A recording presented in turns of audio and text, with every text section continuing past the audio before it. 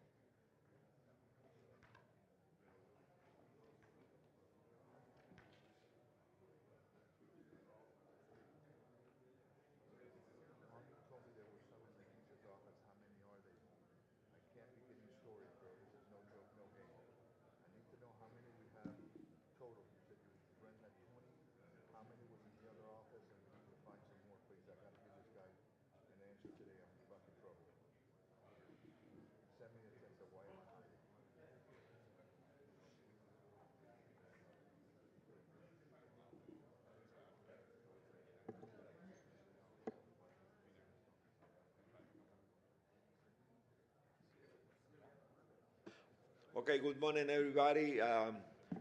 Thank you for all of you, to all of you, because we have a great attendance to the convention. And I would like to recognize all of you, and but especially one guy that we invite here, very special guest, and he's my younger brother. I would like to recognize Mr. Daryl People and his wife. Daryl.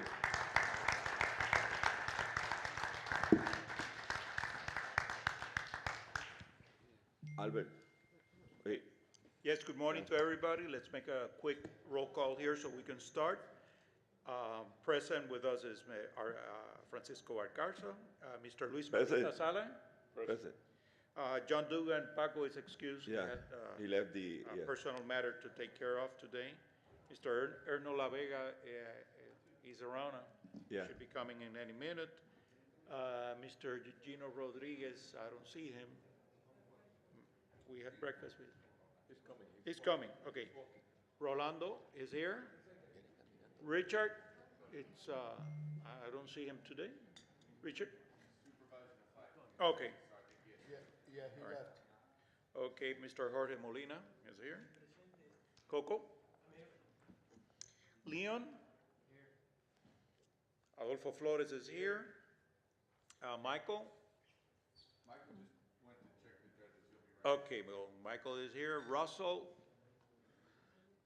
Enrique Mendoza, I know he was having breakfast. He should be coming in any minute. Craig Hubble. Here. Andrew. Andy is not here. Madame Palatin. Here. Rafael Lopez Santos. Suyoshi Yakushoni. Ya se fue. John Handler. Present. Sergey Korsabonov. Marcos is here. Thomas. Madame Jocelyn Brian La Vega should be coming in any minute. Alfonso Munera. Yeah. Diana is around here. Yes, Diana's here. Oh, there she is. Danny Lee. And Joe Hernandez. I'm here present and bleed WBO. Okay. Mr. President, we have quorum. Okay, thank you. I would like to have Mr. Daryl People. He's our special guest here. He will have his sound convention in Puerto Rico. We're going to help him in Puerto Rico with the convention. Daryl and I was talking to him. He's my younger brother. He's in the early 50s now. And Daryl is I can call him buddy. Daryl, thank you for being here, and please, you can address to the Paco, assembly. thank you for the invitation. And I'd like to say hello to everyone, especially all of your directors, many who I've known since I got started in this.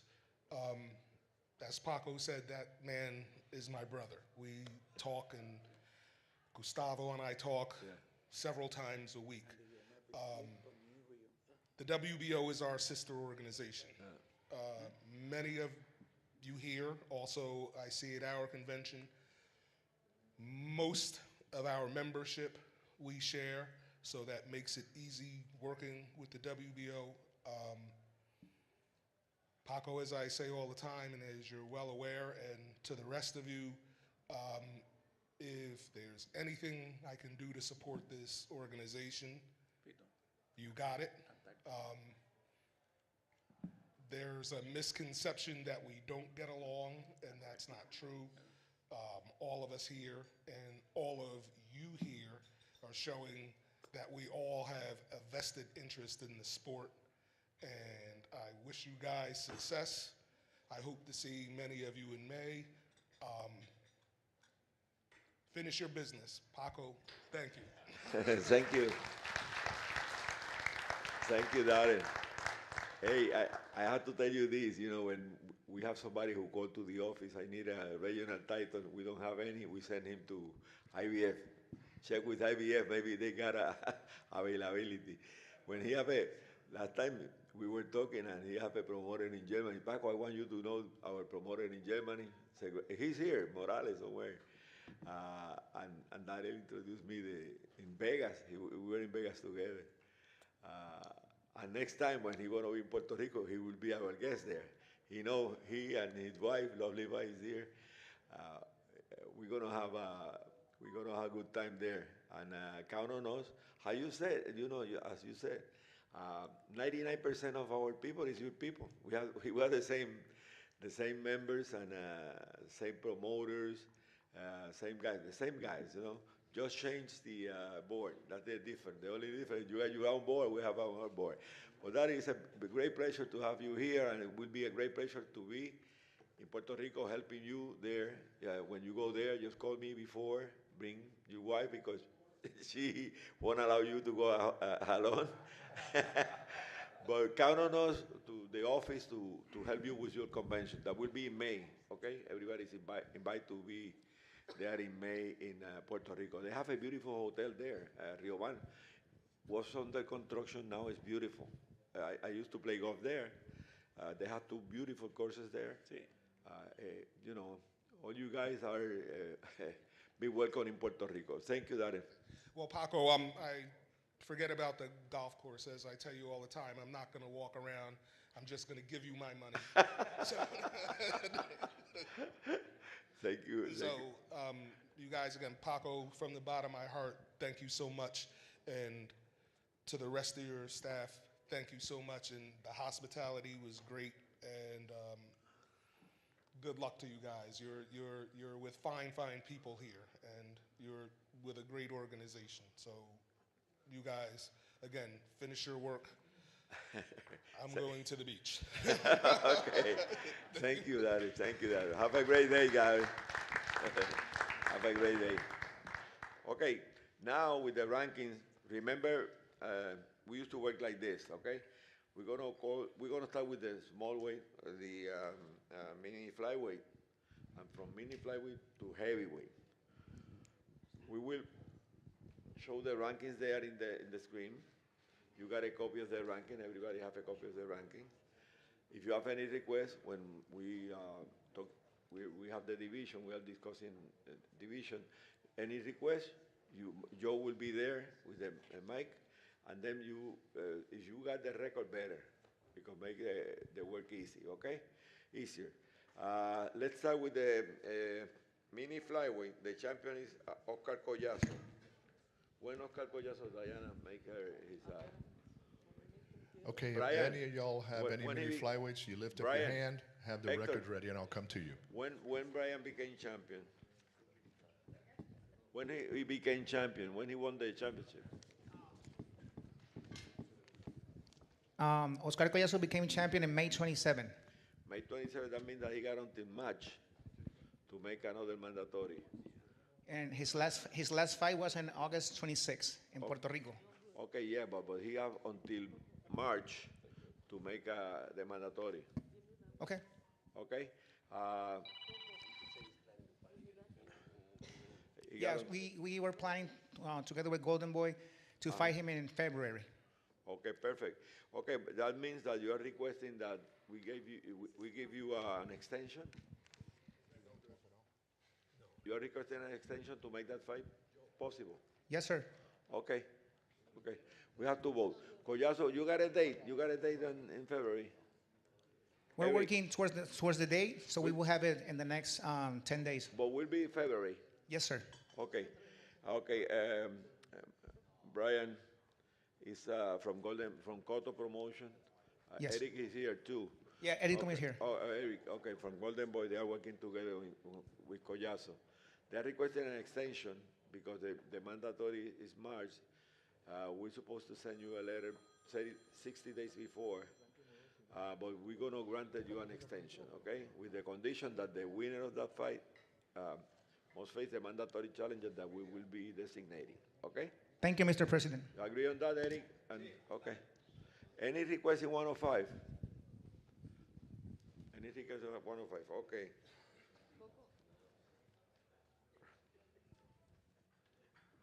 Okay, 108. 108. Jonathan Gonzalez. Okay, 108. Jonathan Gonzalez is the champion.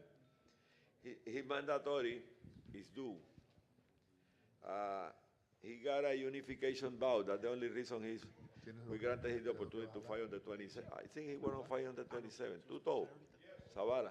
Jonathan will be fighting when? October 27th? Huh? Hold on. Okay. October 27th. Okay, Jonathan have a unification bout, and the fight can take care because he got the COVID or something like that. Yeah, he got microplasma. It was even a little worse than that, and so his unification fight fell out because of the illness, and yes, the promoter wants to reschedule that bout Okay, because he has commitments with TV and sponsorship and stuff for the original bout, and he wants to reschedule the bout if he's successful defending his title. Okay, we sanctioned that fight with the condition that the winner must face a mandatory challenger. Agreed. Okay, that we will be designated at the moment. We don't have to designate the mandatory now. But number one, according to my records, is Iwata. Iwata. Do you have anybody from Taken here? Anybody from Yes. Taken? Okay. Iwata is number one now. I don't know if he make any fight after he get beat in a close fight with a fight I saw with Jonathan. They fought before, and it was a very close fight. Did he make any fight? Did he fight after he get beat by Gonzalez? Yes, after the close decision with Jonathan Gonzalez last November, he fought twice and both won by knockout. So if you could please consider him to keep him at number 1. Okay. Okay. Number 2, it's Tito Acosta. He was the former champion. Yeah, Tito Acosta, Paco. Uh-huh. We would like to request an eliminator. He's willing to fight anybody, of Iwata or any of the other available contenders. Eric, my personal, my personal, I don't know, we have to vote on your request, but my personal opinion is when you got an elimination bout, you got handcuffed, Okay. then we have to order the fight.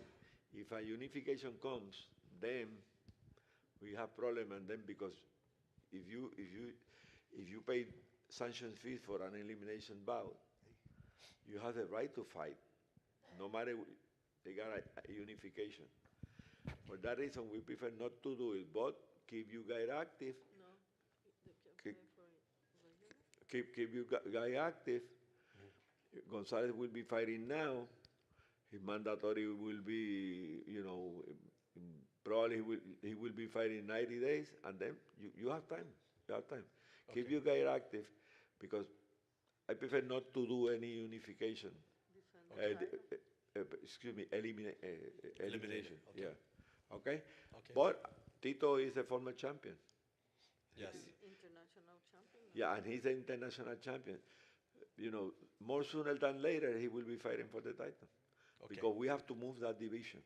Okay, we'll Okay. keep him busy. We'll Yeah. keep him busy. Yeah. We're talking about maybe January, February, Yeah. and he'll defend his international title. And we got there another Japanese Yamanaka and another Puerto Rican Santiago. We have good names there, Okay. and they can fight each other for regional. But that's the promoter job. Okay, understood. Okay. Okay, thank you, Mr. President. Okay.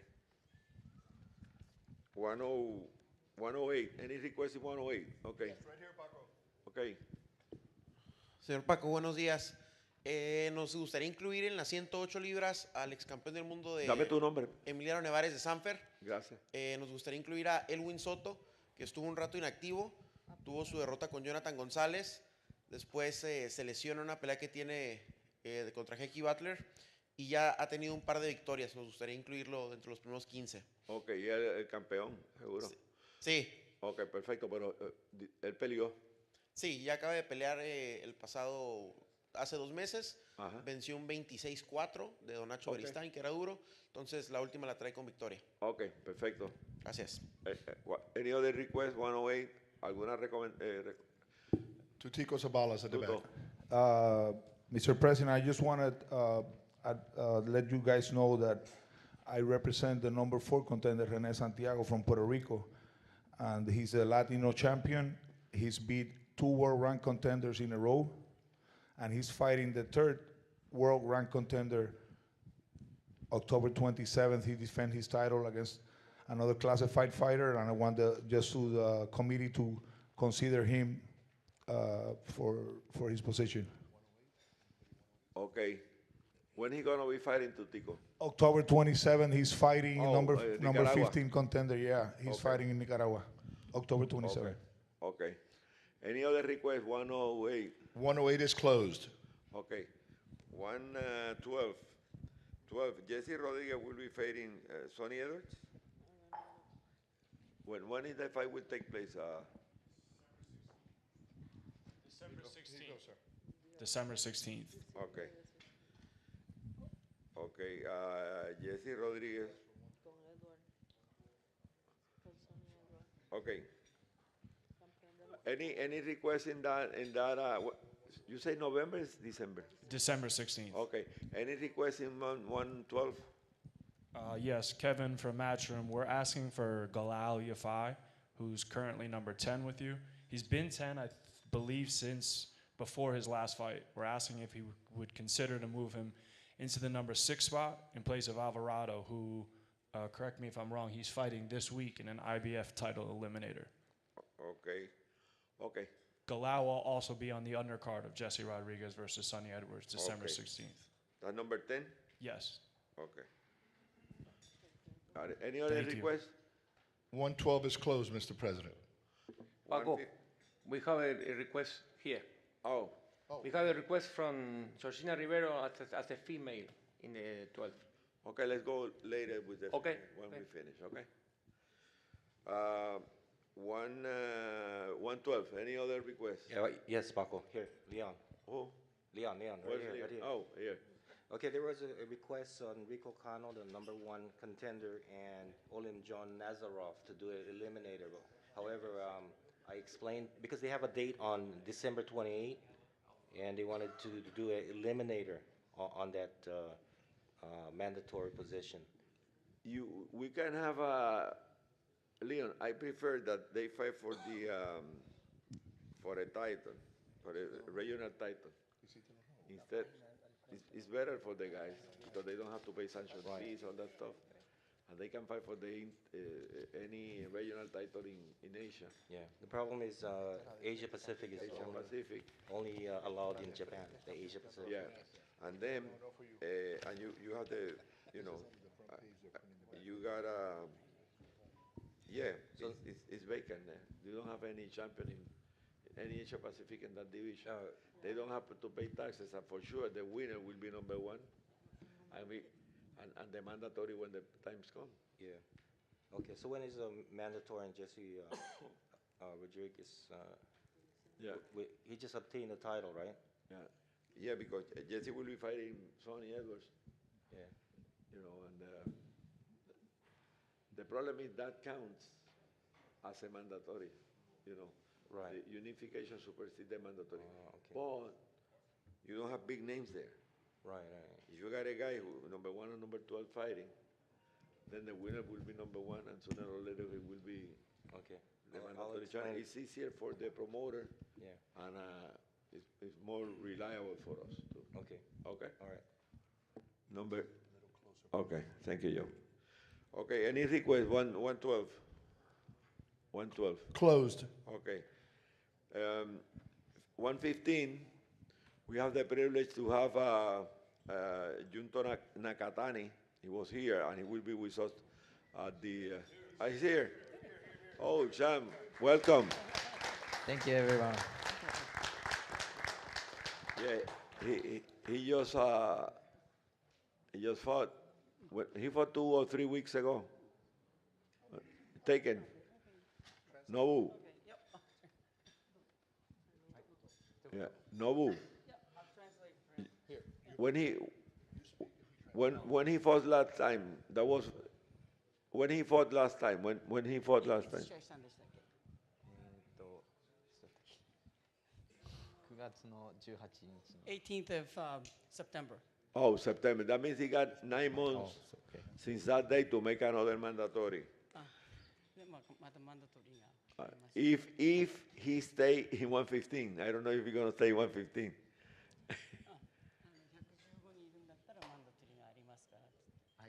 Yeah.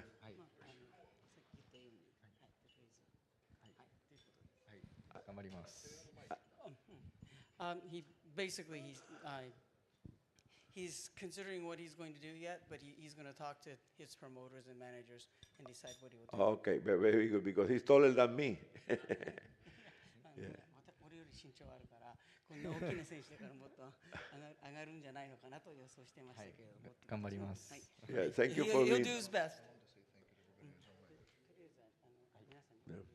はい、皆さんこのような場所に来られて幸せに思っています。ありがとうございます。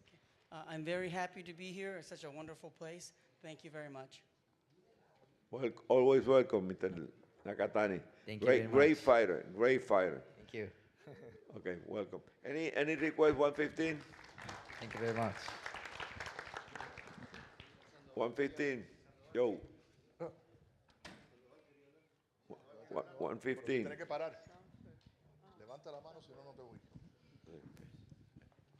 Buenos días, Emiliano Nevares de Sanfer. Tenemos el número 11, Argi Cortés, que es el peleador que acaba de pelear con Junto Nakatani. Se fue a la decisión. Su otra derrota que tiene Argi es con el Gallo Estrada, que Fue una edición de 2 rounds. Y lo tenemos 11 y nos gustaría de una vez ir por una eliminatoria con el más alto que tengamos. Se nos facilita, tenemos el número 3 a Cristian Bacasegua. Yo te recomiendo que pueden hacer la pelea porque te ponen en una buena posición si le ganas al número 3 o si el número 3 le gana a él, porque están clasificados ambos. Sí. Pero como Nakatani acaba de ser la mandatoria, él tiene 9 meses y es mejor no comprometernos con una eliminatoria en este momento y tener, tú sabes, las manos atadas. Por si viene una unificación o cualquier cosa como esa, yo te recomiendo que mejor peleen un título regional. Okay. Le cuesta menos, no tiene que pagar sanciones. Sí. Y entonces adelantas en los rankings. Sí, no nos interesaría realmente posicionarnos número 1 en este momento, pero sí nos gustaría el apoyo para hacer la pelea con Bacasegua. Ah, no, seguro. Lo que yo te recomiendo es ese, que lo mantengas activo y si puedes pelear clasificado, mucho mejor. Vale, muchas gracias. Gracias. Señor presidente. Any other request? Yes, sir. Right back here. Okay, Sandoval, de Costa Rica.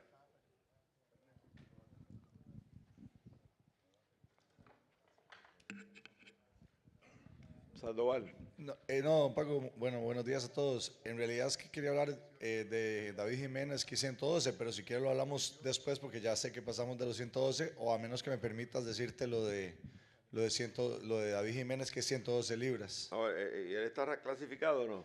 No, lo que quería solicitar es que él ahorita no está en la clasificación. Él, por ejemplo, le ganó a Ricardo Sandoval, que es el número 5.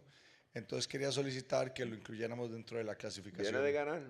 Perdón, viene de ganar contra Hugo Arneros, que es un 25, que también fue clasificado. Dale récord a Diana, seguro. Ok, perfecto.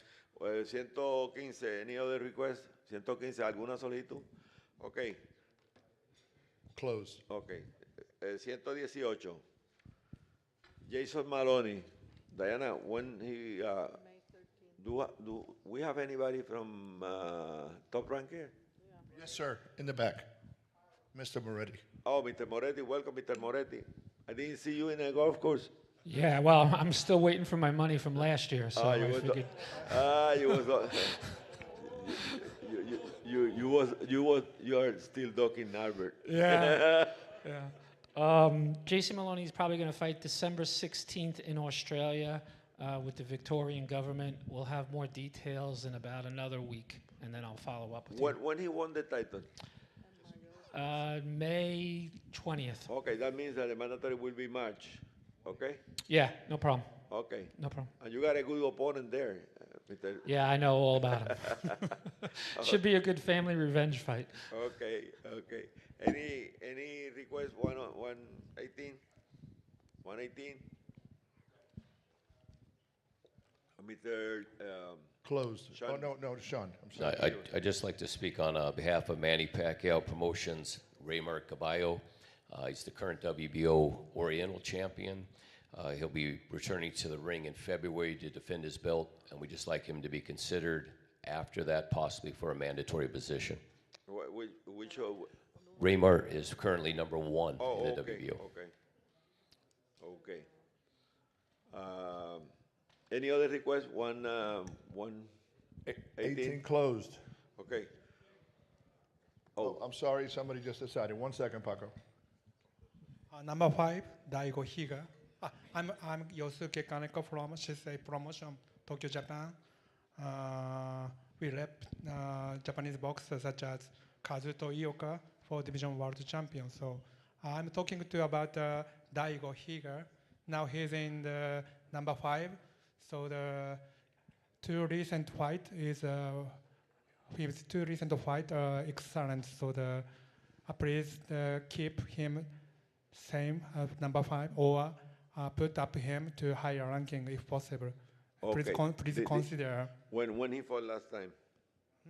When did he fight last?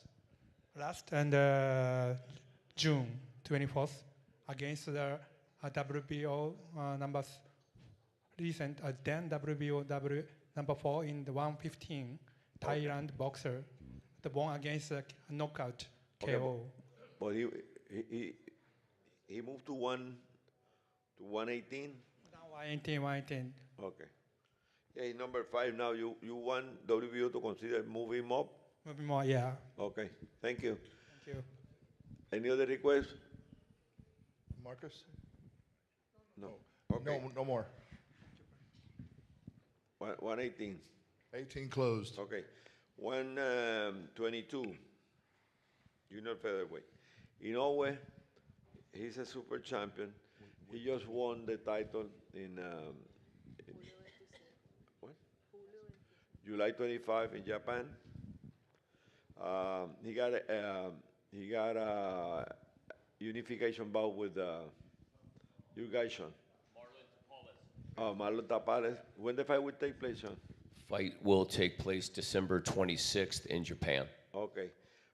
The winner of that two got 18 months to make another mandatory.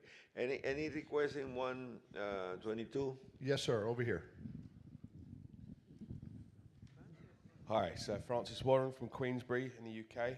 I have 3 requests at 122, please. First one is for Liam Davies. He's your WBO International Champion, 14-0 with stick stoppages. He's also the European, British and Commonwealth Champion. I'd like Liam to request that Liam's considered for a top 3 ranking.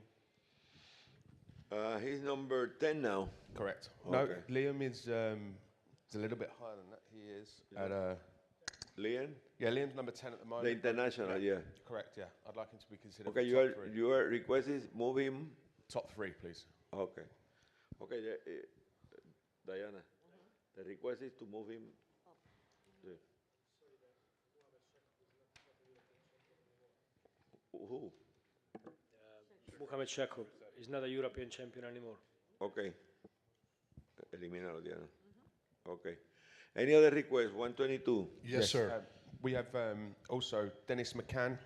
He's just had a great. Oh, fight with- excuse me, Francis. Okay. Okay. It's okay. Yeah. Dennis McCann just had a great fight with Ainut Baluta. It was for the WBO Intercontinental Championship. Ended in a draw. Dennis sustained a pretty bad cut, so the doctors had to step in, and it was judged a draw. Dennis is currently ranked at number 13, and following that draw, I'd like him to be considered for a top 10.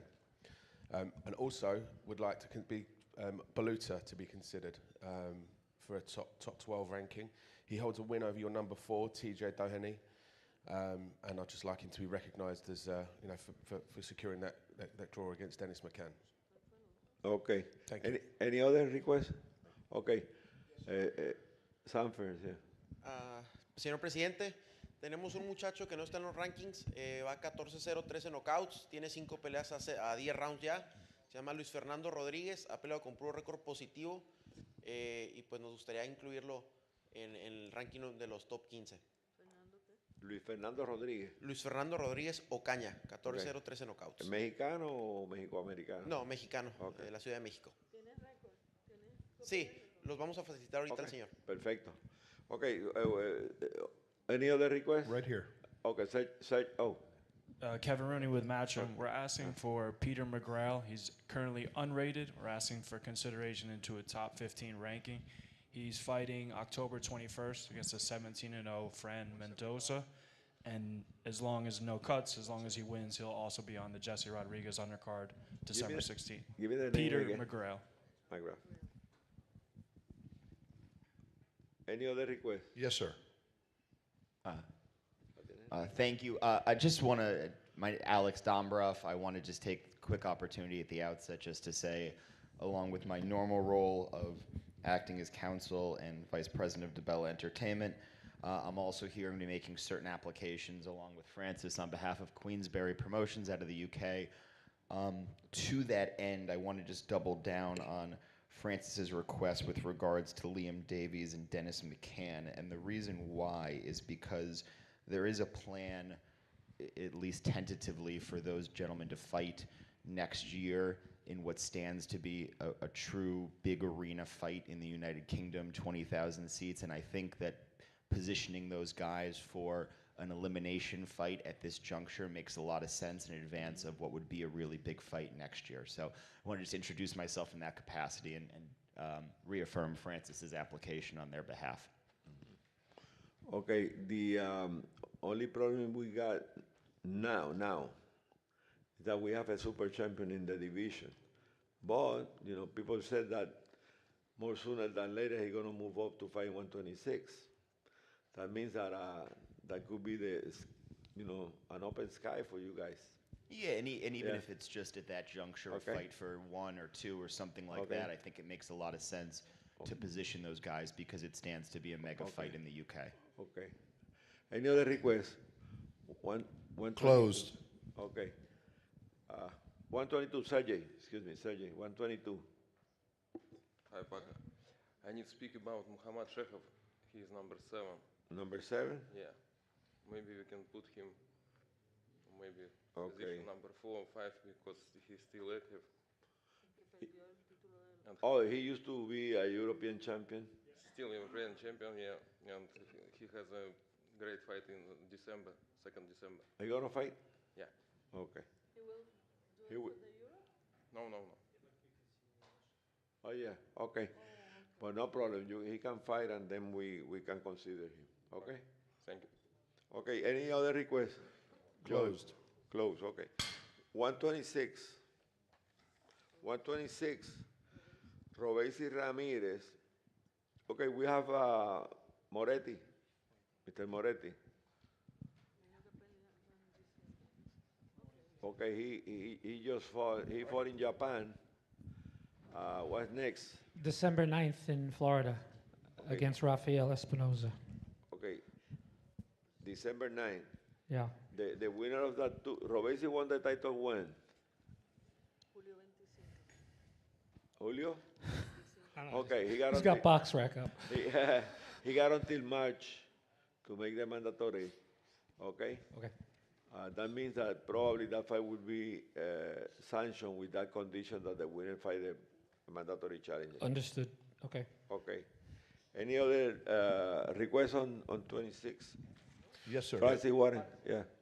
Yes, please. I'd like to make a request for Nathaniel Collins from Glasgow, Scotland. He's 13-0. In that 13-fight career, he's had 6 title fights, so nearly half of his fights have been of championship level. The opponents he's faced have got an 83-6 record, so he's kept very good company. He's a British and Commonwealth champion, and I'd like Nathaniel to be considered for a top 6 ranking. Is he in the ranking now or not? No. Okay. Give me the name again. Nathaniel Collins. Oh, Collins. Okay. Yeah. Okay, any other requests? Yes, sir, One more? Mr. President. Oh, Back here. you got one more? Yes, please. Nick Ball. He's currently ranked number 6.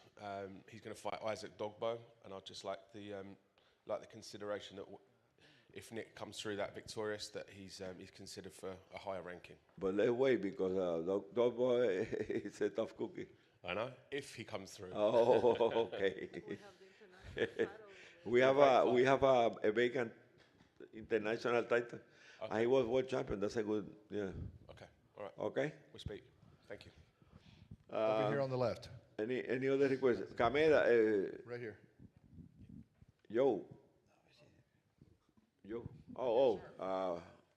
Joey. Muy buenos días, presidente y todo comité. Mi nombre es Joel González.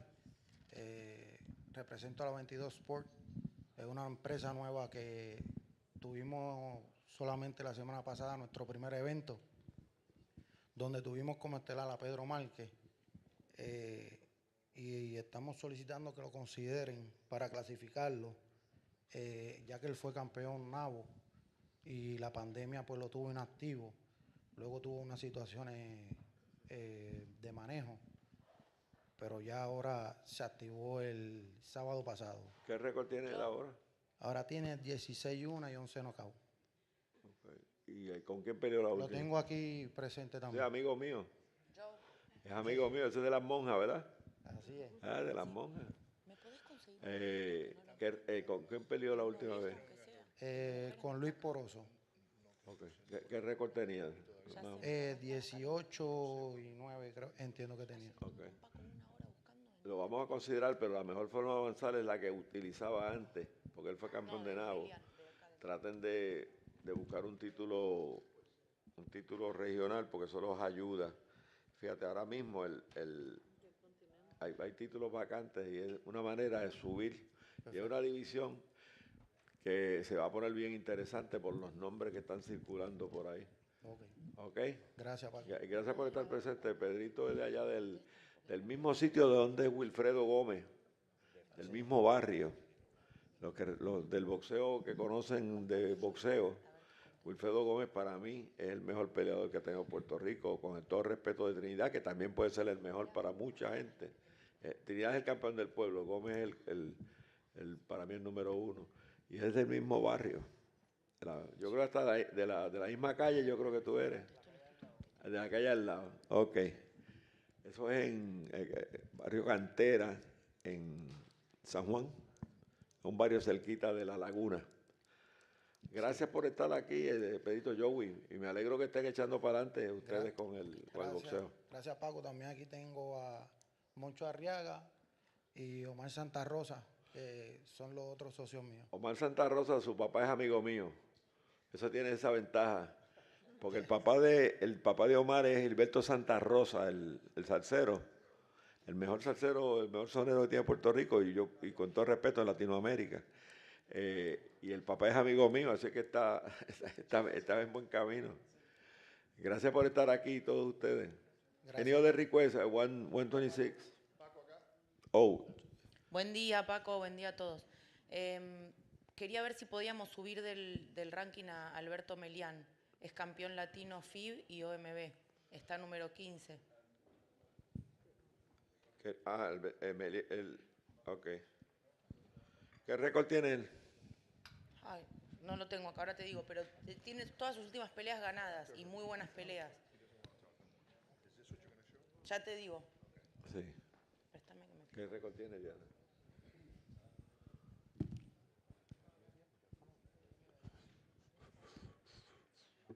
Paco. Sí. Tiene 12-2-1. ¿Con quién peleó la última vez? Con Diego Ruiz defendió el título, Paco. ¿Sí? Tiene 3, es el campeón que más defendió en el Peleó proceso. con Segura también. Le También. ganó. Tres defensas de título hizo en este periodo. Ok. Vamos, Paco, vamos. Yo creo que nosotros lo vamos a reconocer a él, ¿verdad? Sí, sí, sí. Ok, él va a recibir un reconocimiento esta noche. Sí, aparte fue olímpico por Argentina 2 veces. Okay. El problema en Argentina es que es muy difícil llevar oponentes de calidad para allá porque cuestan dinero y la Argentina, desgraciadamente. Es un tema. Mi país, mi segundo país, Argentina. Es un tema, Paquito. Ole Molina, mira cómo me mira. Pero él puede salir, él puede pelear afuera, él puede aceptar está listo para cualquier pelea. Lo que Bueno, pasa pues la labor tuya es esa. yo no soy la promotora, estoy ayudando a alguien que me pidió que hablara por él. Bueno, pues como te pido que hablar con él, mira, aquí hay un montón de promotores. Muchachos, buen día. Tenemos a Alberto Melián listo Disponible. para pelear. Pero bueno, si se lo puede considerar para subir en el ranking, Okay. agradecida. Gracias, Carolina. Carolina es la former champion, 2 veces campeona del WBO en 115 y 118. Y todavía quiere seguir peleando. Quiere una oportunidad en 100 ¿qué? 122. En 122. Pega la campeona. No tiene knockout, pero pega fuerte. No, ¿cómo no tengo knockout? Tengo un montón de knockout. Ok. No tengo knockout en contra, eso sí. Ok. 126. Any other request?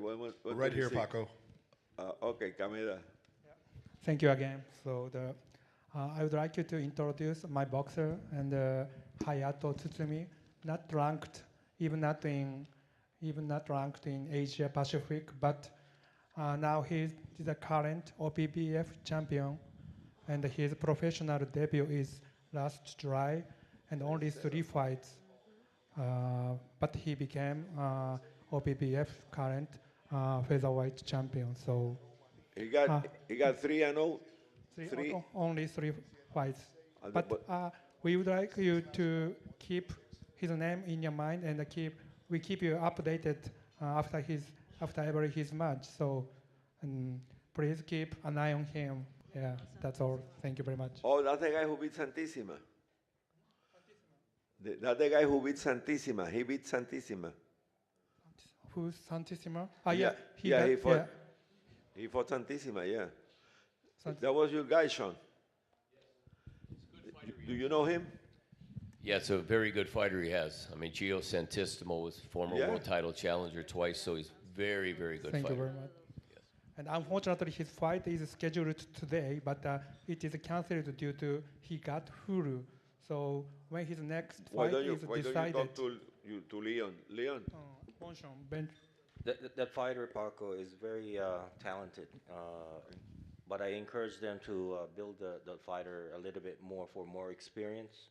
And I'll rank him in the Asia Pacific in the top five. If he beats Santissima, he can beat anybody.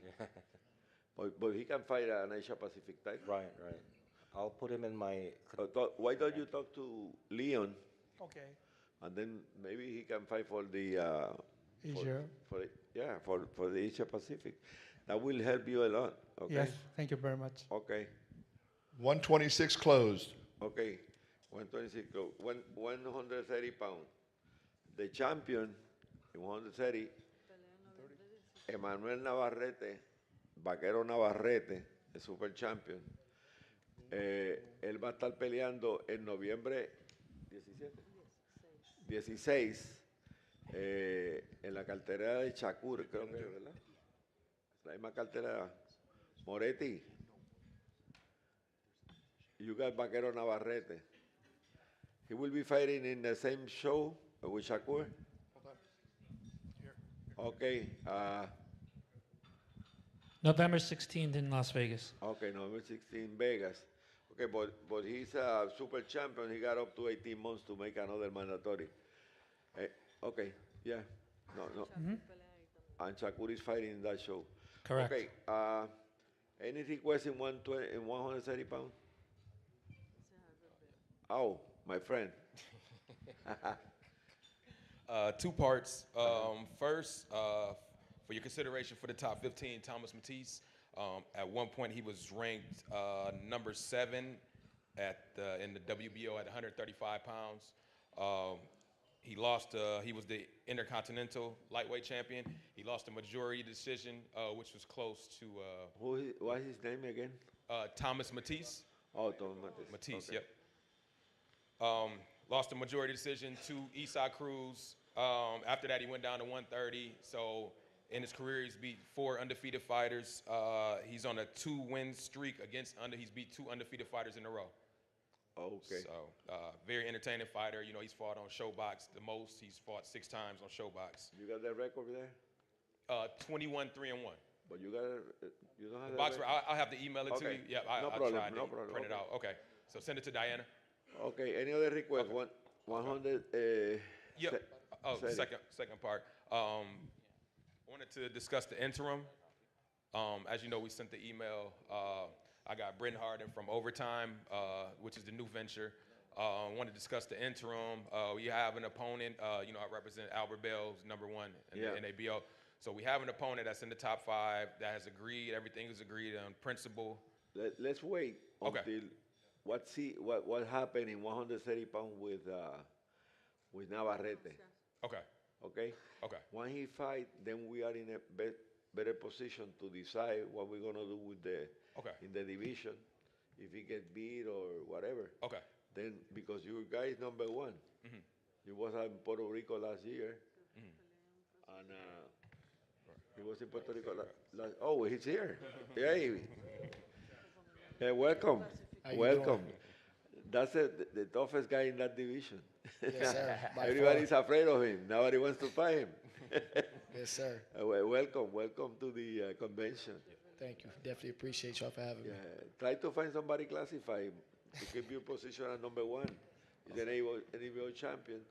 You must find somebody classified, and then you are in a good position there. Okay.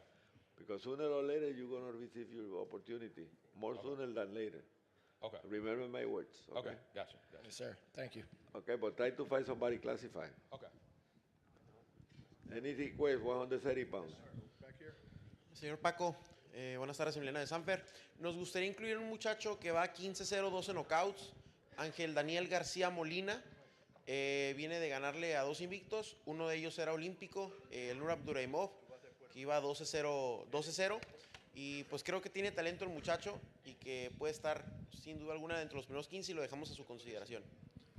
Dime el nombre de nuevo, por favor. Ángel Daniel García Molina. Llama, como tú estás bregando con Sanfer en esta posición ahora, ¿Mande? que llames a la oficina, te recomiendo, para esos peleadores, que llames a la oficina, porque hay títulos regionales que puedes pelear. Okay. Y le ayudaría muchísimo para que pudiera adelantarse en los rankings. Vale, lo haremos, señor Paco. Y Gracias. es un niño, tiene 21 años, el cielo es el límite porque tiene 21 años, tiene un buen récord, ha peleado con buenas clases. Y si él pelea un título regional, puedes estar seguro que te conviene más en los rankings que peleando individualmente. Vale, muchas gracias, señor Paco, lo haremos. Gracias. Hello, Paco. Hello, WBO family. Yeah. My name is Nissa Sauerland. I represent Wasserman Boxing. I represent a certain fighter called Sultan Zurbek from Kazakhstan. He's fighting for the WBO European title against James Church, which is still to be confirmed finally, but on November 10th. He formerly had a WBO top 10 ranking in 2022, but was made inactive due to his child falling very sick. He's now signed to Wasserman Boxing on a long-term promotional agreement, and we're going to keep him very busy and going to keep him push him up the rankings. We'd just like to request a top 15 ranking for him. Give me the number again, the name again. Sultan, S-U-L-T-A. Oh, he was in the rankings before you said, okay. Yeah, 2022. Yeah. Okay. And you are promoting in Germany or England? This will be in England. England. Brighton, November 10th on the Harlem Eubank card. Okay, and what about your brother? Pardon? How's your brother? My brother's good, my dad's good. We have a big event with Logan Paul, KSI this weekend. So And he's your dad there. is still I golfing? like the proper boxing, Paco, you know. Yeah, but your dad is still golfing. He's on the golf course 24/7. He wanted to make the tournament, but you know, I tried. Let him know that I miss you. Yeah, he I miss misses him. you. We all miss you. And him Thank is you. joking, okay? Yeah, of course. Thank you. Okay, take care. Thank you. 1:30 closed. Oh, no? No, you got to let me know. What, 130? Oh, no, hold on one second. I'm at. Thank you. Alex Domruff on behalf Alex, of DeBella Entertainment. I just want to advocate for two fronts. The first is number 15, Joshua Hobb. He's the current WBO Africa champion. I'm not necessarily advocating for him to move into the top 10 or anything like that, but I do want to point out that Wahab has been beset by some bad luck over the course of the last year. He was supposed to fight Ricky Burns on a Probellum show. Probellum dissolved, as for all intents and purposes, shortly before that fight was supposed to take place. He's been doing his best to stay active in Africa. There have been some issues with the Ghanaian Boxing Authority. In spite of those challenges, he's been able to win the WBO Africa title on 2 separate occasions. This is as much an appeal to the other promoters in the room as it is to the BO Championship and ratings committees that Wahab is looking for a meaningful fight. He's looking for a fight that will boost him in the rankings, and I want to make sure he maintains his ranking for that purpose. Separately, and I know this is going to be broached later in the day, but on the advice of my esteemed friend, Mr. Oliveri, I'm going to bring it up now. There is a petition before the WBO Championship Committee with regards to the status of the 130-pound women's champion, Alicia Baumgardner. And I do want to just ensure, even though I know we're doing the women later, I just want to ensure that that is broached at the appropriate time. Very good. Thank you. That is it for Thank 1:30. you. Thank you, Alex. Closed. Sergey, 130? What was Sergey? Okay. 130. Paco, I can speak about Zoran Hamazaryan. He is from Armenia. Now he stands on box rec position number 13. He's perfectly done. He beat in last 2 fights Jorge Linares and Francisco Fonseca. Can we put him in the rating? Okay, where he from? Armenia? Yeah, Armenia. Okay. I'm sorry, Paco, we got one more request. One more request? One more request at 1:30. Okay.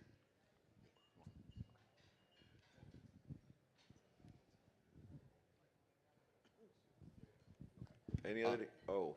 Yeah, I'm sorry. Okay, Alex, yeah. Sorry, there was a little bit of a miscommunication between Francis and myself. My fault. I also just wanted to put on the BO's radar with regards to number 14, Anthony Kakache. He's fighting on November 18th against Ryan Gardner. It's a matchup of undefeated fighters. Kakache is higher rated with some of the other organizations. He's interested in pursuing a path with the WBO. It's a very meaningful fight on the 18th, particularly in the sort of British and European boxing circuit. And so I would just like the BO to keep their eye on that fight and move the winner accordingly. When the fight will take place? When? November 18th. Is for any regional or not? It's not, that to my knowledge, no. Okay, but the opponent is a wealthy record.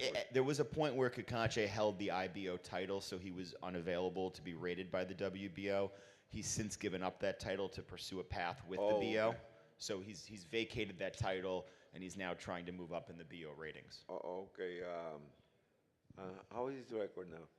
His record is 21-1. Okay.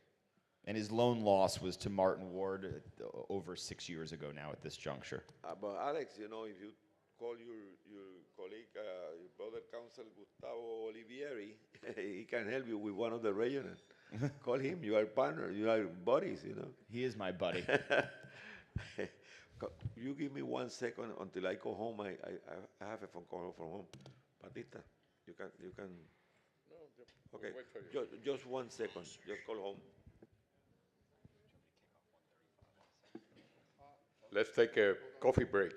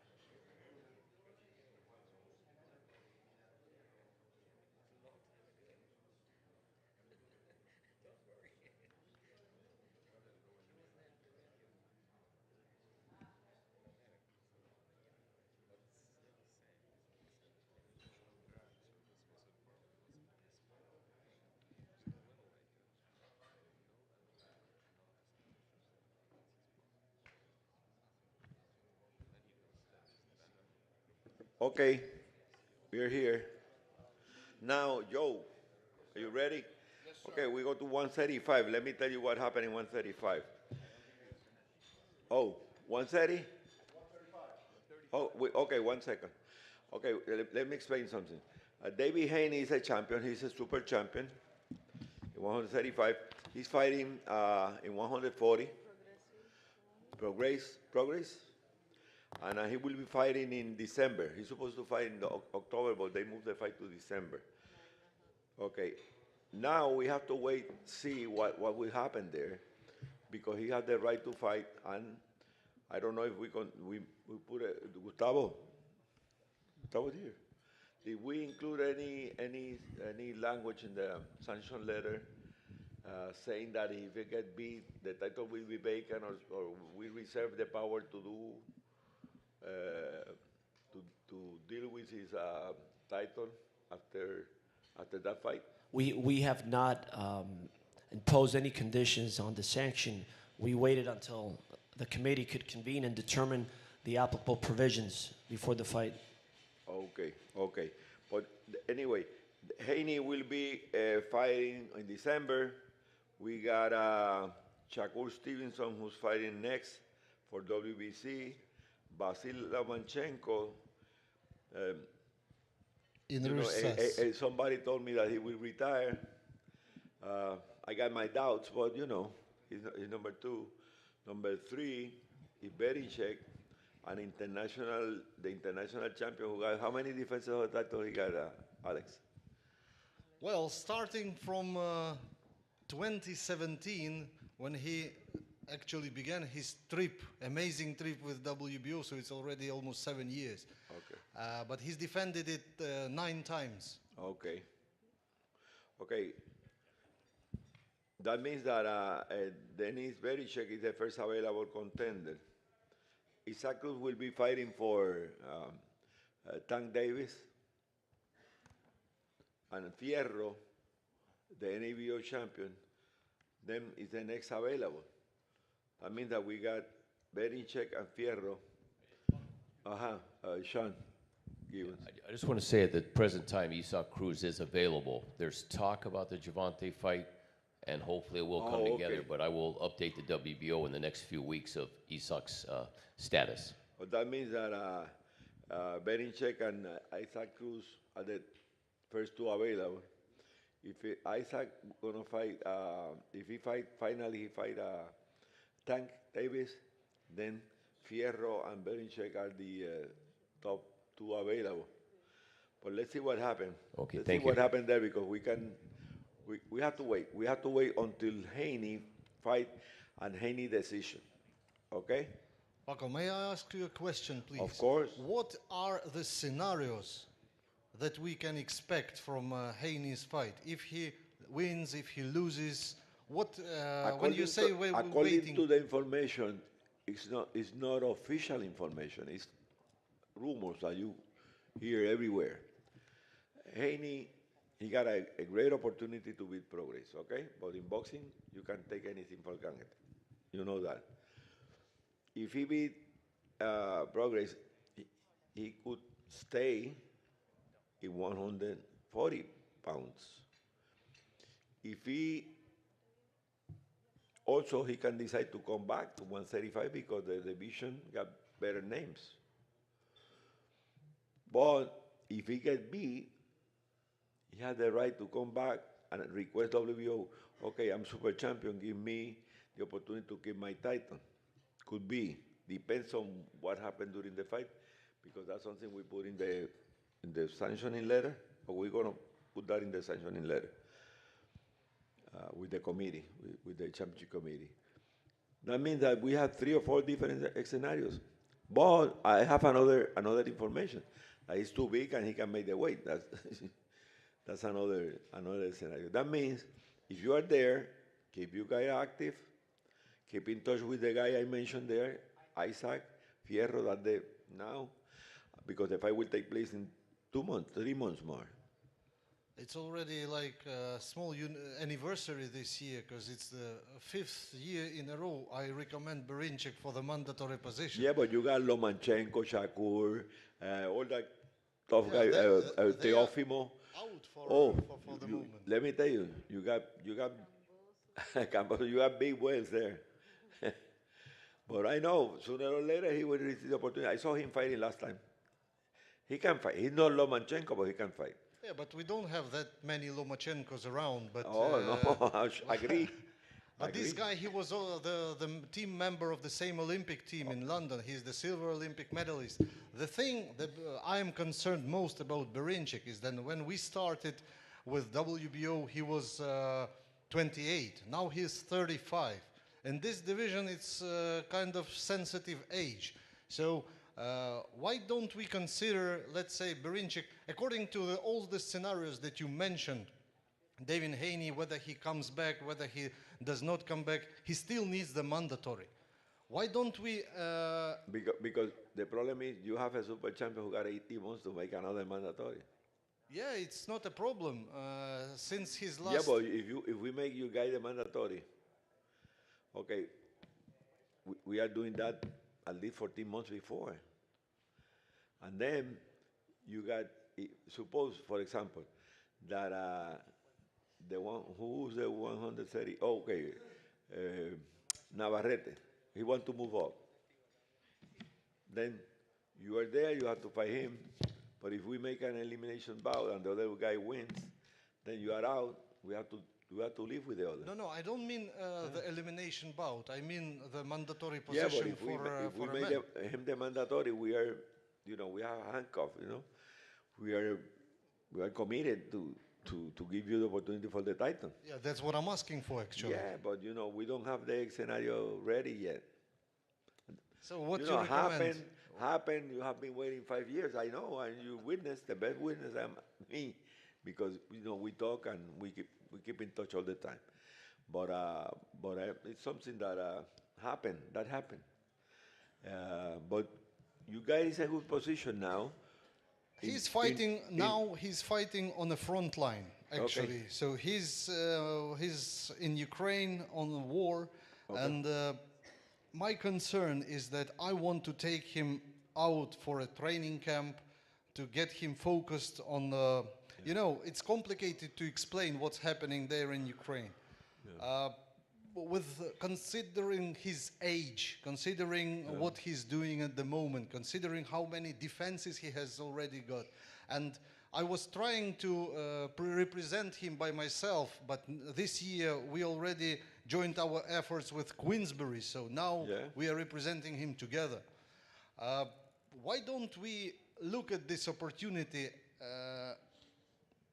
putting him on the mandatory position? Whatever happens, if Haney comes back, he has to fight the mandatory. If he retires or goes up in weight, so someone else has to fight Berinchyk. But Berinchyk is already secured his position fighting for the title next. So that's something that he can touch, at least imagine in his mind for having some focus for the future.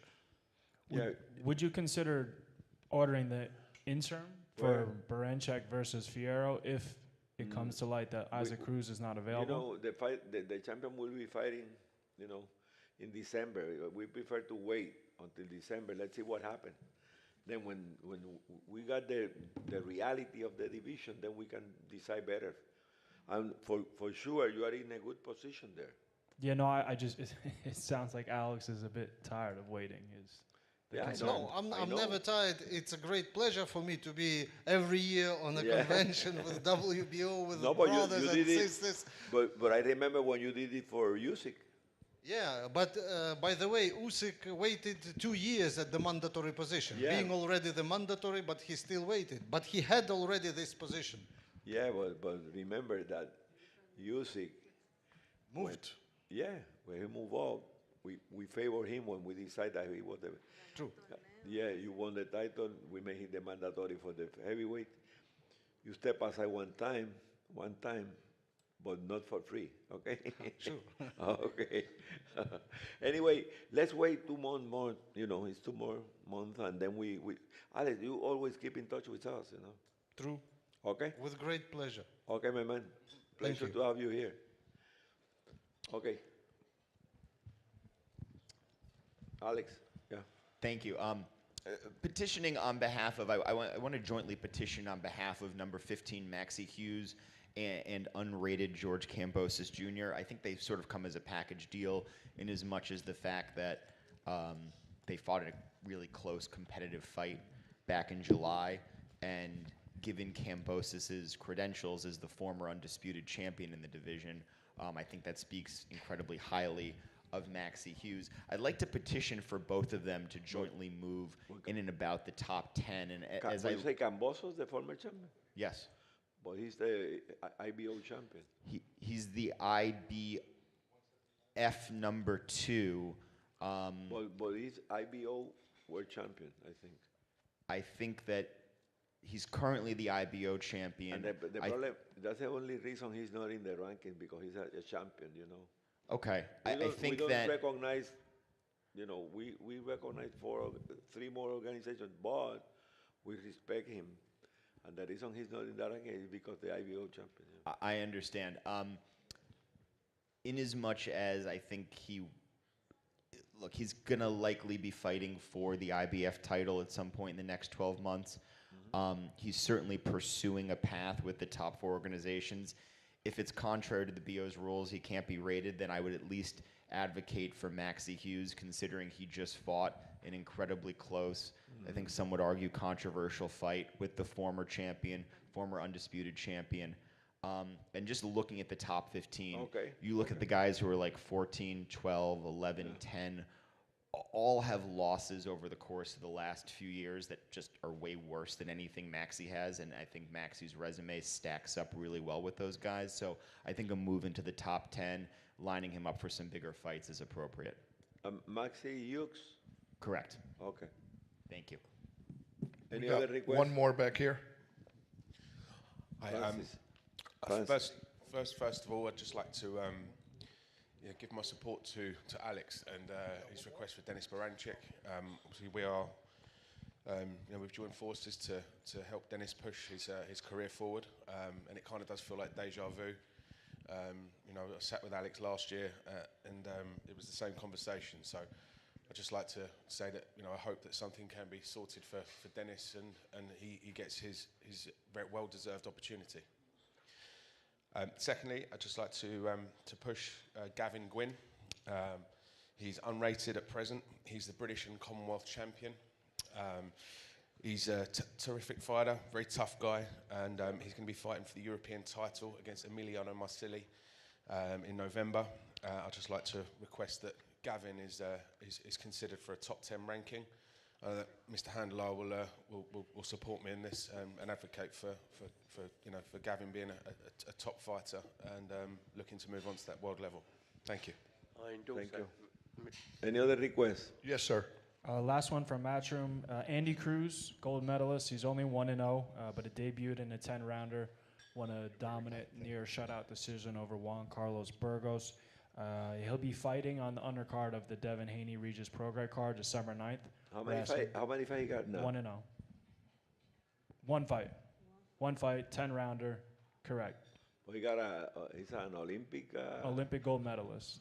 Okay. Yeah, we're looking to chase down our friends with Keyshawn Davis at Top Rank, kind of going a similar path. We feel he'll be challenging for a title much quicker than Keyshawn within 5 fights. But the way he's called your friend. Yes. Your partner. We're asking for a consideration into the top 15. Gustavo, yeah. Thank you.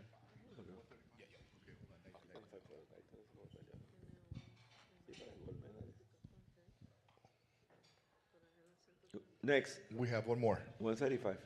Yes, number 14, Sheriff Quay. He is in the process of moving to the United States in search of bigger fights. So just kind of wanted for your consideration. You are representing him? Yes, we're working on it, yeah. Yeah, the problem in Africa is not that active. He used to fight for who in Africa, in Ghana? The guy, they were here at the last convention. Mansa Tego. Yeah, who's your promoter in Ghana, Leon? Leon, who's your promoter in Ghana?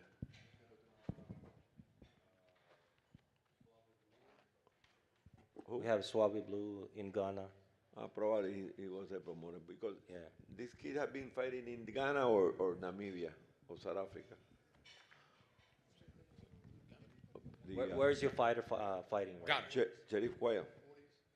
Ghana. He's out of Ghana. Okay. Yeah. There's several promoters there. Yeah. Yeah. So we're working on his visa, and he's going to come. Yeah, to the because United he's States. WBO Africa champion. Yeah. You know him? So he's moving to the States? Yes. You know him? Yeah, I know. Good fighter. Yeah, he's good. Good fighter. Decent fighter, yeah. Yeah. Okay.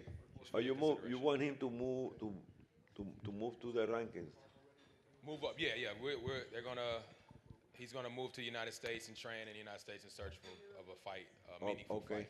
So I'm helping out this team. They were here. We met last year. Okay. And we talked, so we worked something out. So I'm gonna assist them with. Thank you. Okay. 135 is closed, Mr. President. I'm sorry, the board. Пока. I can speak about number 13 in the ratings, Zaur Abdullayev.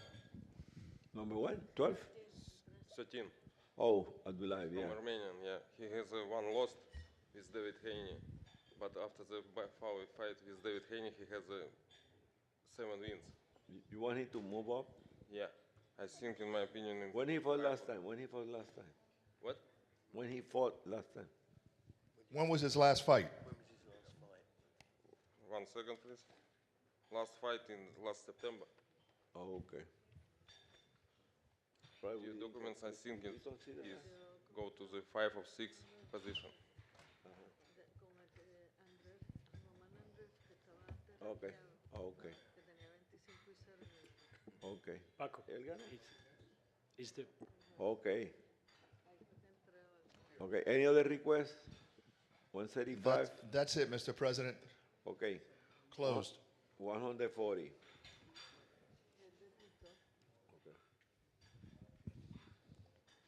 140. Here, Teofimo Lopez, who's super champion, he got 18 months to make his mandatory. Teofimo, you remember he retired, then he came back. Now he's training. I talked to his dad yesterday, told me that he's training. Mr. Moretti, do you have any information on Teofimo? He's training, and at this point, we do not wish to disclose what his plans are, but he'll be fighting soon. Well, he's training. Yes. That means that he will be fighting probably 5 or 6 months? Sorry? You're going to be fighting in 5 or 6 months? Less than that. Oh, okay. Oh, perfect. Okay, any request in 140? Yes, sir. Nissa Sauerland, hello Paco again. I'm representing Harlem Eubank, 18-0. He's not got a ranking yet. He's fighting for the WBO Global title against Timo Schwarzkopf on November 10th. And that will be a headliner in his hometown of Brighton on terrestrial TV. So about 2 million people in the UK will be watching him. Okay. He's building into a very good young fighter. How many fight he got now? 18-0. He's a Eubank. Harlem Eubank. But is he related to you? He's a cousin. Okay. Yeah. Chris So, Eubank and Junior. Very good fighter. Okay, great. Any other requests? Yes, sir. Right here. Good morning. My name is Alfredo Rodriguez. I'm with Elvis Rodriguez. His last 4 fights, his opponents have a 90% winning record. His last fight, he beat Victor Pistol, stopped him in the 7th. We just want to be considered for the top 3. That's my friend from Dominican Republic. I'm sorry? That's my friend from Dominican Republic. Yes. Okay. He's right here. He's here? Yes, sir. Hey, welcome, my man. ¿Cómo está? Hola, hola, todo bien, gracias a Dios. Pues, Contento de estar aquí. Estaba calladito ahí. Sí, sí. él le ganó a... Tú le ganaste a Apostol, que fue campeón mundial, ¿sí? Sí. Y le ganaste muy bien, yo vi la pelea. Te felicito porque fue una gran pelea. Muchísimas gracias. ¿Qué número tú estás ahora? Estoy número 6 ahora. Ok. ¿Y tu solicitud es que te movamos más arriba? Sí, sí. Okay. Exactamente, el top 3. Ok. Bueno, pues gracias. Any other request? Yes, sir. Up here, Mr. President. Oh. Okay. For your consideration, Ladarius Miller. He's 20-2. He's been on a layoff. He has some outer ring issues. His last fight was a loss to Michelle Rivera, but he beat former WBO super featherweight champion Jamel Herring. But he's fighting November 11th. After that, we're going to look for him to fight for one of the available regional belts. Yeah, we got availability there. Diana. Yeah. Yeah. Tenemos, sí. Okay, call Diana or talk to Diana today or to Gustavo. Gustavo is here. You can talk to Attorney Olivier. Yeah. Okay. Any other requests? I just want to put a name on the radar for the WBO to consider. I think perhaps immodestly, DeBell Entertainment promotes, at least in the United States, the most exciting unranked prospect at 140 pounds, a gentleman named Kurt Scobie. He was sort of new to boxing in the sense that he was a college football player. He burst on the scene earlier this year. He won a fight on Showbox via second-round knockout. He stayed incredibly busy. He fought on Mr. Harden's overtime series earlier this year. Again, immodestly, I would say was one of, if not the most impressive athletes to appear on that series. I suspect 2024 is going to be a year of a rapid rise for Kurt Scobie.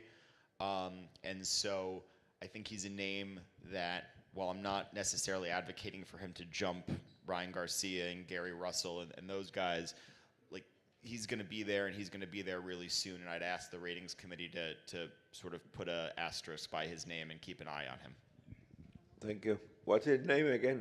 Kurt Scobie, Scobey. How many fights he got now? He's got 13 fights. Okay. 13 fights, 11 knockouts. Did he fight 10 rounds? He's fought 10 rounds once. Okay. He's fought primarily 8 rounds. If you look at the combined record of his last few opponents, it's incredibly impressive. It's something to the tune of 55-1 or something to that degree. Multiple TV fights, all knockouts. Incredibly impressive fighter, incredibly impressive athlete. Any other? Oh, Leon. Oh. Go ahead. Oh. Kevin, on behalf of Matchroom, we're asking for number 4 and number 5, Richardson Hitchens, Jack Catterall, who we both promote, to be moved up a slot. No disrespect to Sandor Martin and his team. He's the WBC mandatory. It's our understanding he's going to continue to wait for that WBC mandatory spot. Richardson Hitchens just fought and won the WBO NABO title over Jose Cepeda in a dominant fashion. Jack Catterall is fighting Jorge Linares October 21st. As long as Jack is victorious, Richardson was already victorious. We're just asking to elevate them each a spot into 3 and number 4. Thank you. Okay. Any other requests? Leon. There's a youth champion that is on an asterisk right now. Chan Ho Song, been in the asterisk for over a year now. Where he from? From Korea, but promoted by Mr. Kim from Kaki Buffalo in Vietnam. Okay. Very good prospect. 20 years old. Okay. How many fights he got now? Right now he's 12-0 with 8 knockouts. Oh. Undefeated. Okay, but he's in. Okay. Yeah. So whenever there's a chance to move him in the top 15, Okay. consider him. Thank you. Any other? Close 140, Mr. President. Okay, that's the fight. Okay. Okay. 147. Okay, 147. We are being blessed because we have Terence Crawford as a champion in that division. Terence fought Spence. I talked to Terence yesterday. And Terence, he got a rematch clause that Spence wants to exercise, and we have to wait and see what will happen. Up to now, Terence still WBO, excuse me, undisputed WBO welterweight champion of the world. He had 3 WBO belts, and he wants to, he's interested to fight in 154. But we don't have Terence here. But with all respect to Terence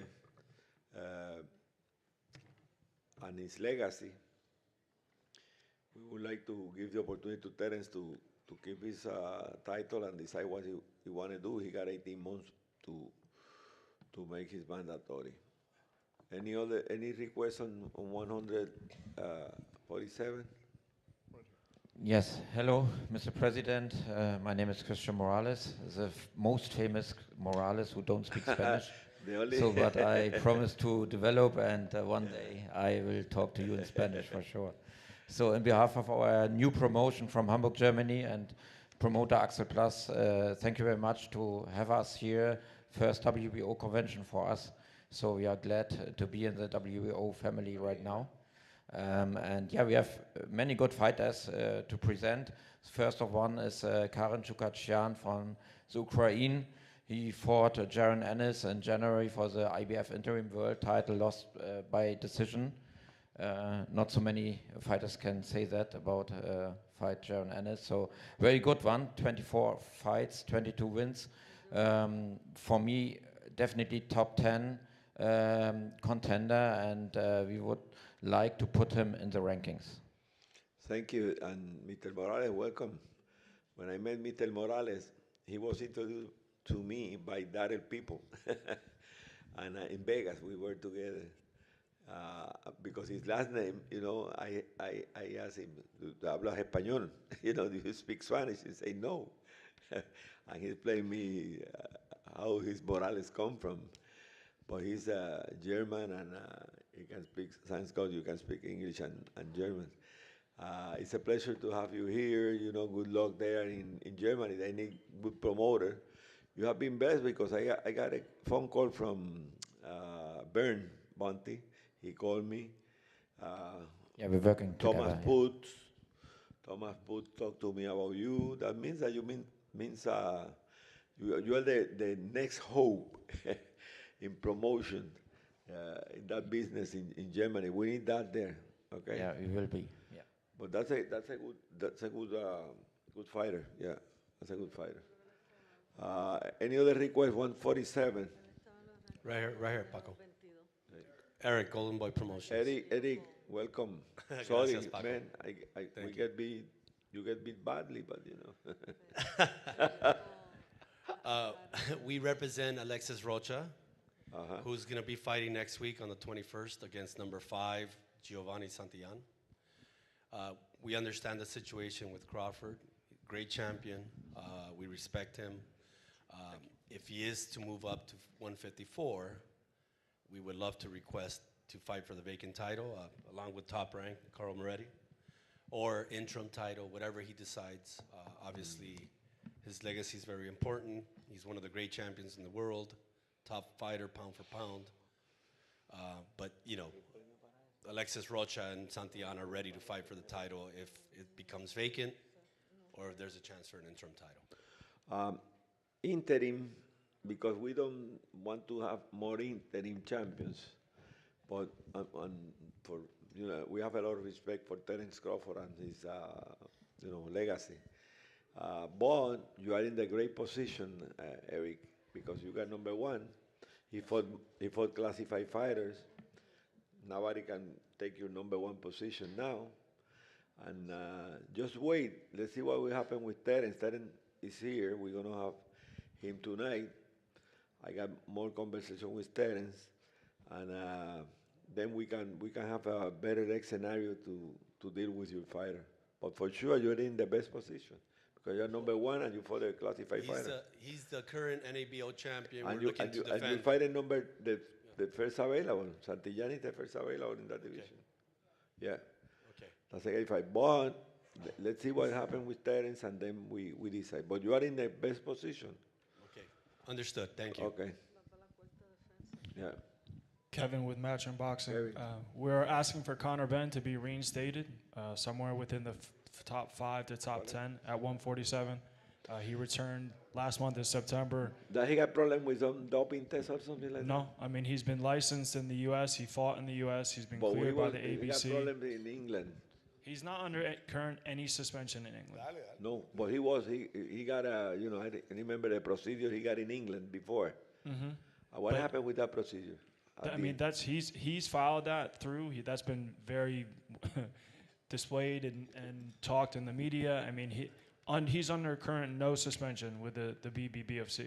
They allowed him for the fight if he was under suspension from them, they wouldn't have allowed him to fight in September in Florida. He's licensed. But the procedure they got there, I know it's a long way procedure, but what happened with that? If you have the information, Kevin. I mean, I can connect with Gustavo on it and send it over because Conor has his own attorney that is handling that for them. Okay. Mr. President, it's an ongoing situation which is a bit sub judice at the moment. So, we can't. He's not licensed. He's licensed by us, but he can't box. But he got licensed in UK or not? No, not at the moment. And he got licensed in America, you said? How he was licensed in America, because they were in which state? He's licensed in Texas and in Florida, and he fought in Florida in September. He was cleared by the ABC. He's passed multiple doping tests since. Florida had a very stringent testing process that he had to go through. He passed all of his medicals, all of his licensing, took another VADA test, passed the VADA test, and the ABC cleared him. That was the only current suspension he had on his resume was by the ABC. Once he cleared his VADA testing, Florida, in conjunction with the ABC, cleared him of any suspension. John, what will happen with the procedure there? It's a long... We can't do anything at the moment till we hear back from the drug people. And it's sub judice at the moment. Okay. I can't make any comment on it. Yeah, of course. Okay. But it's not licensed by us at the moment. Okay. I mean, the drug testing, the results were public knowledge that he's passed. So again, I know his attorneys are dealing with the British Boxing Board. I mean, we're not trying to insult anyone, of course. He is licensed to fight. He fought. He had a spectacular performance. So we're asking for consideration for him to be placed back into the ratings. When you mentioned ABC, what happened? Because you talk about Florida and Texas. What ABC have to? ABC was the only suspension that he had on his resume, on his license. If you were on BoxRec, he was suspended by the ABC, which I believe was initially done in conjunction with the BBBFC.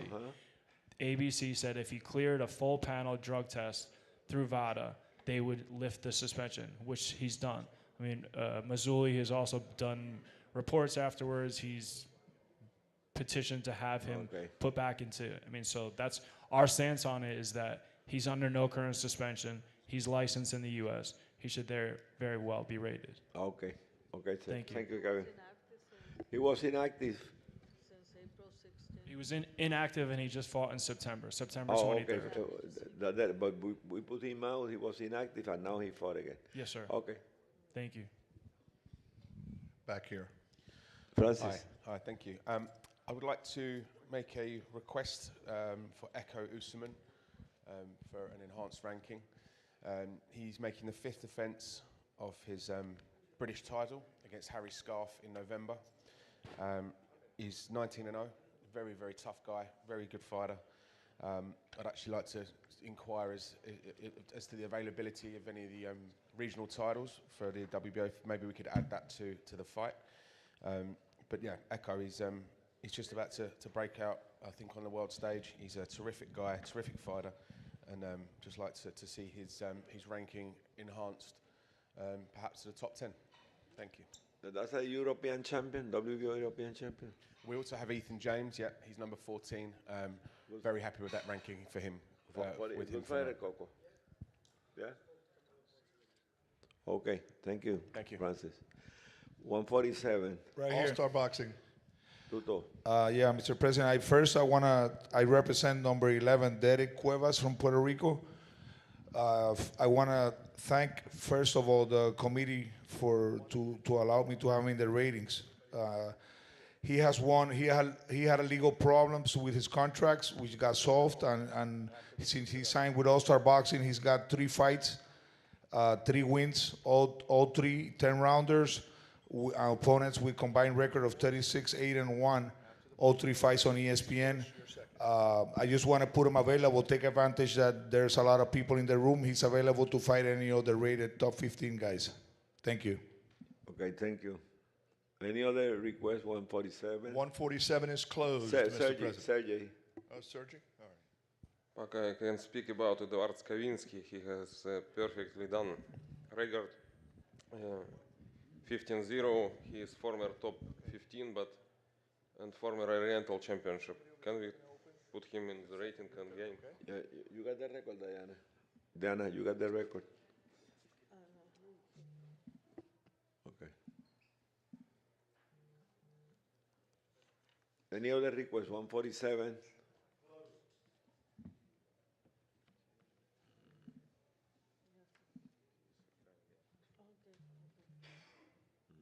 One second.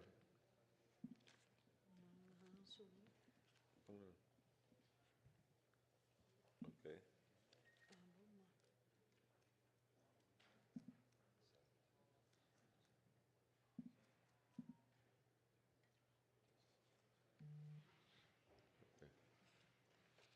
Uh, 147, Joe. Okay. 154. Okay.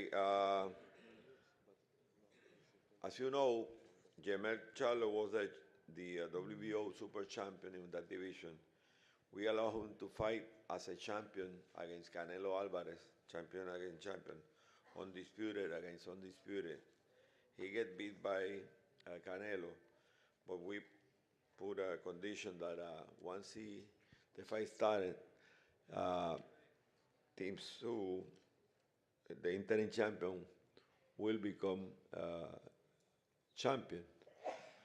And now Team Sue is fighting this weekend against Mendoza, the guy who beat Fonfara. And they're going to be fighting on Showtime, I think, one of that network. And once he fight Mendoza, then he must fight a mandatory, fulfill his mandatory commitment. We don't want to go to the mandatory now or designated mandatory, because we have to talk to and wait for Terence Crawford and decide what he wants to do. If he wants to also be designated mandatory challenger for Sue, or he will stay in 47 and he's not interested in fight 154. But according to the information, and I saw him yesterday, he's a big dude, and probably, he should be very dominant in any division, in that division. But anyway, we have to wait for Terence to designate the mandatory challenger in 154. But Sue is fighting Mendoza. The winner must make his mandatory commitment. Any request in 154? Any request? I'd like to advocate on behalf of number 13, Ardril Holmes, for a rating in the top 10. The justification, I think, is pretty simple. If you look at the guys who are rated above him, 10, 11, and 12, Lubin and Gaucher are coming off sort of dubious decision wins where they didn't look like top 15 candidates objectively. According to your opinion, because I was there. Maybe subjectively, but I saw Lubin fighting. Well, I mean, look, the controversial decisions, and I think, if nothing else, and I think where you look at the decisions Holmes has had recently. For me, he looked good, great. I think if you comparatively look at the way Holmes has looked in his last few fights against equal, if not better, competition, where he's been sort of dominant. I think he compares well, favorably. And then 11 Boachuk, if it's not knowledge to the committee already, has been ordered to fight by the WBC for their interim title. So that, I believe, makes him unavailable moving forward. Yeah. So for those reasons, I would ask that Ardril Holmes be moved to the number 10 position in the ratings. Okay, thank you. Yes, Christian Morales again from P2M Box Promotion Germany. At the super welterweight division, we represent Arek Marodian, he's former Olympian, very good amateur, bronze medalist at World Championship, silver medal at European Championship, and now fighting super welterweight, moved down from the middleweight. We can put him in both divisions, but we prefer a super welterweight. So very good experienced guy, international format, so ready to go against everybody in the top 15. So yeah, we want to put him in this category at the top 15 because he deserves it. He's from Germany. He's from Germany, born in Armenia, but raised his whole life in Germany. So yes, also Olympic. Boxer at the 2016 Rio Olympic Games. He's in the ranking. Okay. That's the undefeated? One defeat, controversial in Ireland. Just the referee judged the fight, so with a knockdown, he lost the fight. Okay. Yeah. According to the record we got, he looked undefeated. No, 15 fights, 14 wins. Arek Marodian. Yeah. Oh, okay. Simon comes later at super middleweight, yeah. Oh, this one, okay. Yeah. Yeah, junior middleweight, yeah. Any other request? Paco, 154. I would like to support that because I know this kid since he was a little kid, and he's a really very good schooled amateur, and he's got a decent amateur record, and I think he can make trouble to anybody in super welter or middle. So we can put him into a big fight directly, no problem with you can become champion, making Pardon? be a trouble for another fighters, you know. That don't make necessarily you a champion in that division. Don't No, say yeah, that. but I just want to support that. This is, No, you can know, support that, I but watch don't say- every don't fight, say- Michael, every don't- fight in don't say Germany. This is anymore. a decent and good fighter. I just wanted to decent, support. He's really good, really good. But you have to say this is an outstanding fighter. He's a tremendous, tremendous That's fight. it. Let me put it that way. Tremendous, Paco, tremendous. He will be fighting 25 of November. He gonna fight for any regional title? Coco. Oh, he gonna fight 8 rounds. September, when he fought last time. He will fight next when? No, November 25th. He gonna fight 8 rounds or 10 rounds. With that record, you know that it's time to come to, you know, to go to 10 rounds and fight for a regional.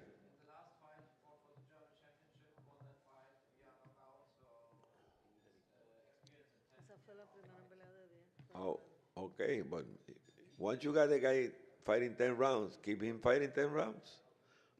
Make it bigger, you know, building up. Okay, Coco. Please contact me after the session, and then we will find the title for him, okay? That could be good for you. Okay, any other requests? Yes. 154. René Avilés de Sanfer. Queríamos pedir la inclusión de Jorge García Pérez en el top 15, que anoche ganó el título intercontinental en la velada que tuvimos aquí en la convención. No lo vi. Tirazo. Sí, peleó bien. Bueno, sí. ¿Cómo se llama él? Jorge García Pérez. ¿Qué récord tiene ahora? 27-4, 22 knockouts. ¿Y venía de perder o venía de ganar? No, de ganar. Su última derrota, si mal no recuerdo, creo que fue con el Chema Ocampo. Oh, ok. ¿Con Ocampo? Ajá. Pero en la decisión, no fue knockout. Y ya tiene tiempo. Ocampo perdió con Su después de eso, ¿verdad? Sí. Okay. Okay. Any other request? 144. Eric Goldenboy Promotions.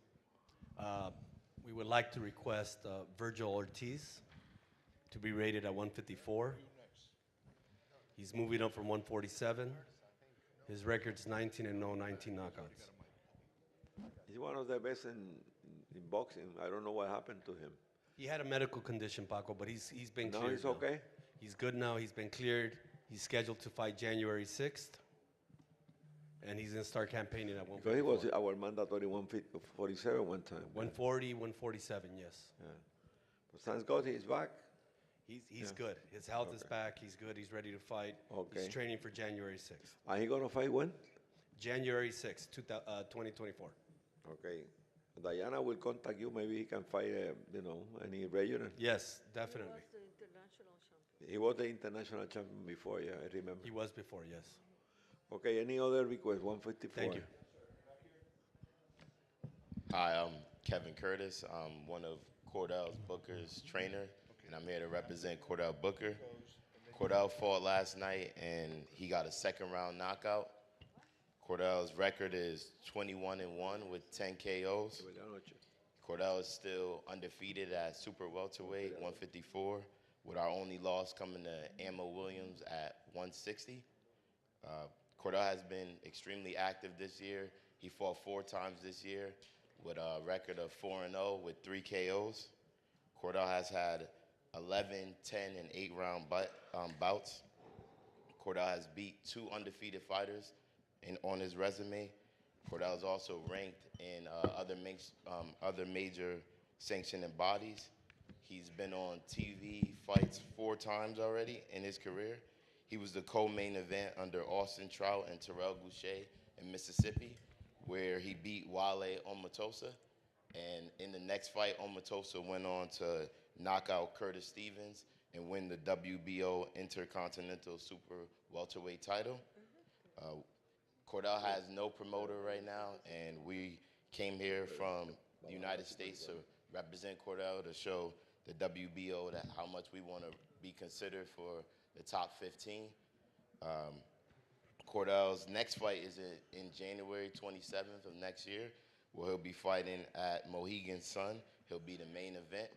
Our fight before last night was also at Mohegan Sun, where he was the main event. And he got a 7th round Who will be the knockout. promoter for the fight? CES Promotion, which is out of Connecticut. Okay. Oh, they're out of Rhode Island. And he will be fighting who? It's still up in the air. We're still looking for an opponent. Try to find a wealthy opponent and wealthy record, and then they can fight for one of the regional titles. Okay, we would love that. Thank you. Okay. Any other request? Paco, this is not a request. It's just a special message from the Ronald Cruz. He wants to thank you. He fought against Sander Sayas in Madison Square Garden for any NABO title, and he's está muy agradecido con la organización por la oportunidad y espera poder continuar trabajando con la OMB y peleando por títulos de la OMB. Gracias, Paco. Ok. Yo lo vi pelear, sí, cuando peleó con Saya, con Sanders. Sí. Okay, last one back here. 154. Hello, Paco. This is not a request. This is more just to say that a little update on Josh Kelly, your number 1. He'll be fighting on December 16th. So if you could please keep him at the same position, we would be happy to entertain an eliminator or a world title shot next year. At some What's the point. name of your fighter? Josh Kelly. Oh, Josh 1. Kelly, number 1, yeah. Yeah. I was checking. Did he fight a classified fighter? Has he? Because I was checking his record a few days ago. I didn't recognize I think any. he did last fight. He fought number 9. 9? Number 9, yeah. He fought number 9. He was Argentine, Corzo. Number 9. I believe. Who you said? You big who? Gabriel Corzo. Corzo. Corso. But he was classified, you said? I believe he was number 9. Paco, is the former world... Yes, Gabriel Corso. Is the former WBO Latin champion. Okay. Okay, Kelly fought the Latino champion from Argentina. Yes, correct. That July, last July, yeah. Yeah, and he's fighting in December again against Rourke Knapp. And he's number 11 on BoxRec. Okay, he will defend his international title. Okay. That's correct. And I'd also like to put a request forward for a German fighter named Abbas Barau, B-A-R-A-O-U. He's a world champion amateur. He only had 1 defeat against Jack Kulkai. It was a very controversial defeat. But I'd just like to request a top 15 ranking. His next fight could be for a regional belt if there is one available. Do you have the record there with you? He's, I believe, off the top of my head, he's 15-1. Okay. Only lost for a final eliminator for the IBF against the mandatory Jack Kulkai, who was a very good fighter. Yeah, I know Kulkai, yeah. It was his 9th fight, and he by all accounts, 90% of people there. That's it. He get beat by Kulkai. Yeah, it was very, very controversial. I've been there on the show. It was really close. It was a really, really good fight. Yeah, definitely. It was his 8th or 9th fight, I think. So I think he's a very good fighter, one of the best in Germany at the moment, and I believe he deserves a top 15 ranking. Of course, we will challenge for any title you have available. Thank you. Okay, any other requests? 154 is closed, Mr. President. Okay. 160. 160, okay. Here, Janibek. Moretti, what's next for Janibek? He fights this Saturday in a unification fight, IBF champion, against Daryl's champion. Oh, Morales fighter? Huh? No, not your fighter? No. No, the challenger is who's the challenger? He's the IBF champion. What's his name?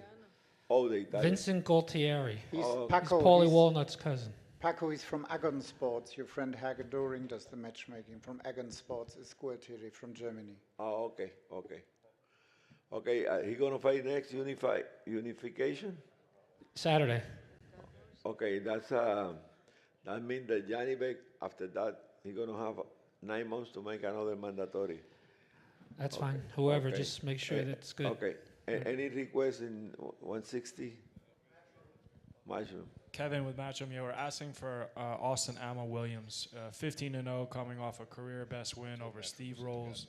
He's rated number 3 in the WBA, number 6 in the IBF, number 10 in the WBC. We're asking for a top 10 to 15 rating for him. Thank you. Okay. Thomas. Vincent Feigenbutt quit. He gave his license back, and he. Who? Vincent Feigenbutt is number 12. Feigenbutt. Yeah, 12. He is finished his career. Okay. He's okay. Number 12. Okay. Okay. Feigenbutt, check there because okay.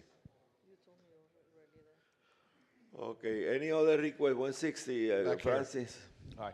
I have 2 requests, please, in this division. First one is for Denzel Bentley. He's the British champion. He had a terrific fight with your world champion, with Janibek. Took in the distance. So, he's more than capable of mixing it at the very top level.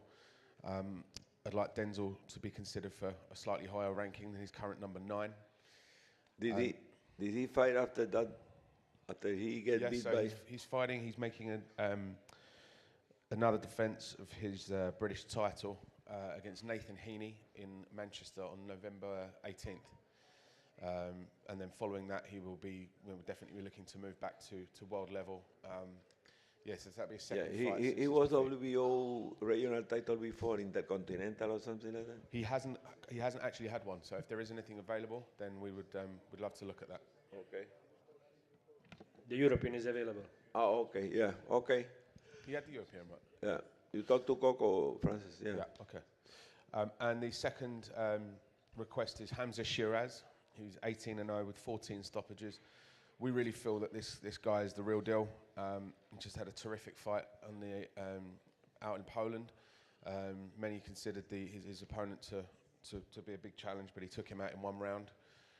It was an awesome performance, and we really do believe that Hamza is one of the rising stars in not just British boxing but in world boxing.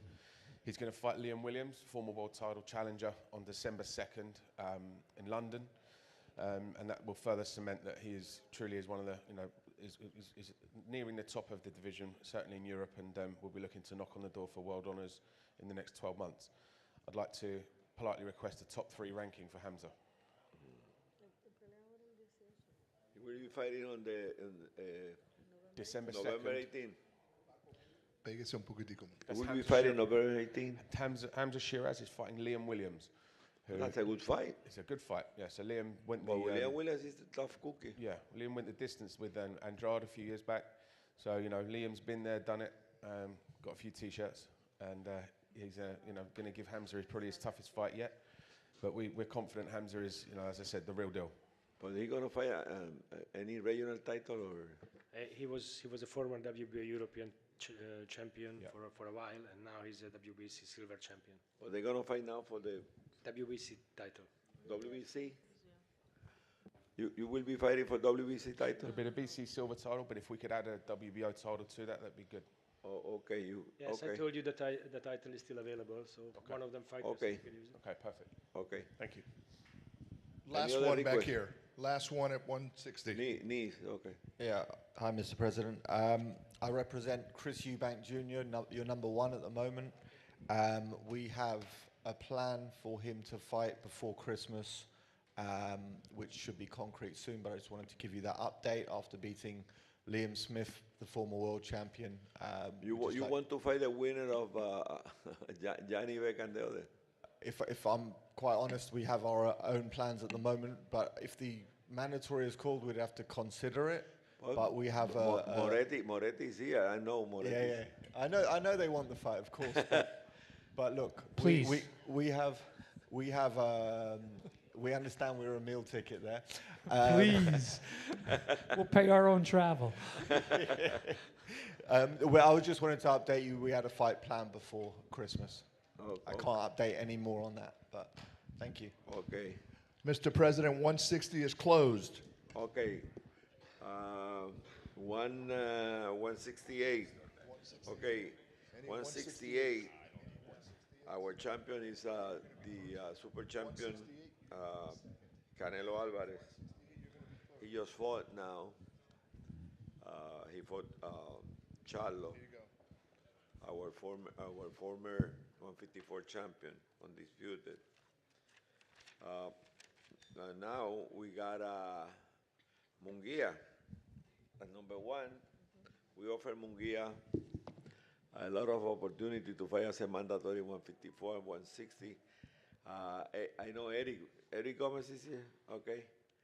Munguia is the number 1. And yes, we'll take the mandatory against Canelo, yes. Okay, yeah. Okay, Canelo just fought. Yes. Charlo, he got 18 more months to make another mandatory, but any negotiations is welcome. Any fight with you guys. I like to see Munguia and Canelo. Yeah. That should be one of the best fights we can have. I think so too. And both can fight, they go there to fight. there has been some initial talks. Yeah. Hopefully we can Okay. get something done. Very good. Thank you. Okay, any request? 168. 168. Right here, opening. Okay. For Matchroom, we're asking to have Diego Pacheco moved into the number 2 spot. He's fighting November 18th at home in Los Angeles against Marcelo Coceres, former WBO world title challenger. It's been finally announced that Demetrius Andrade is going to fight David Benavidez for the WBC interim. So we're asking if we can have Diego replace Demetrius from 3 to number 2. Okay. And he's an international champion now? Diego, yes, he is. Okay, Diego's okay. And Dimitri is in the rankings, the other fighter or not? Who's that? The opponent for Pacheco. No, former world title challenger for the WBO, Marcelo Coceres. He fought Billy Joe Saunders. Coceres, yeah. very good fight. Yeah, from Argentina? Correct. Yeah. Thank you, sir. Okay, thank you. 168, Morales. Yes, Peter M. again. So this division, we have three notable prospects and already champions. So one of them is most watchable, I think, for the whole division. We are in good terms with his management, Tornado Fighting. It's Osle Iglesias Estrada from Cuba, who defended his IBO World Champion title last weekend. Very spectacular fourth round knockout in Germany. So he's ready to pull the title away for go to a direct top 5, top 3 ranking. I think he can beat everyone in this division. 25-year-old Cuban who's now living in Germany. It's the first one. The second one is Simon Zachenhuber, already famous German TV star, but also a very good boxer. He's 21-0 right now. He's number 10 at the IBF ranking, number 15 at WBA, current IBF and WBA Europe champion. So yeah, we can also go with the WBO because he's very good and very young and bright future in German boxing. Yeah, and the third one we present is Petro Ivanov from the Ukraine, but is living now in Germany. He's current IBF international champion, number 7 ranked at the IBF ranking, but yeah, we want to put him also on the WBO top 15 ranking. Okay, thank you.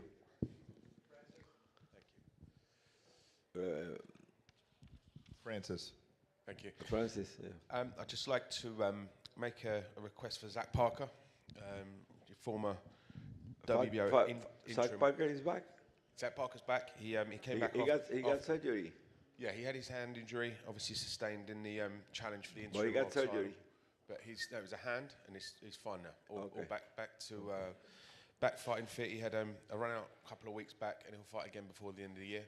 So if we could just get Zach back in the mix of top 10, that would be muchly appreciated. Who he gonna fight, Francis? We're working on it at the moment, but he'll fight again before the end of the year. Are you gonna fight in 75 or 68? He's gonna go 168. Because you had him fighting 175 there. So in his comeback fight, he fought at light heavy, but he believes that he's still capable of campaigning at super middleweight. So he's going to stay there for now. Yeah, he was winning the fight when the fight was stopped.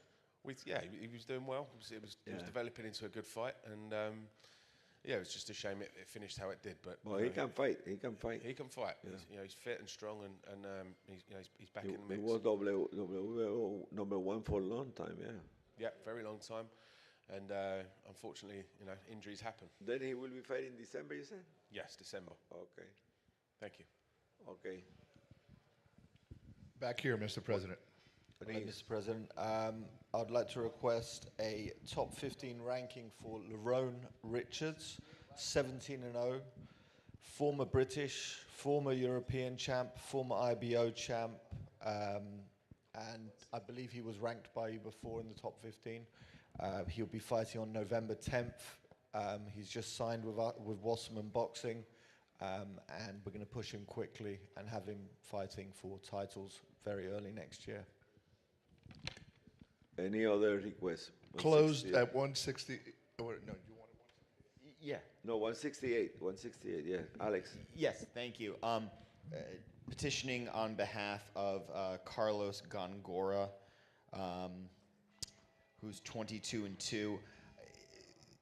Really impressive record. He's the guy who beat Ali Akhmedov a few years ago, beat Chris Pearson, has one pretty controversial loss on his record when he went to the UK to fight for the IBO super middleweight title. Only other loss was a really good fight. I mean, one of the best fights you'll see against Christian Mbili earlier this year. He's coming off a good win against a fighter who's 18-3 that took place in his home country of Colombia.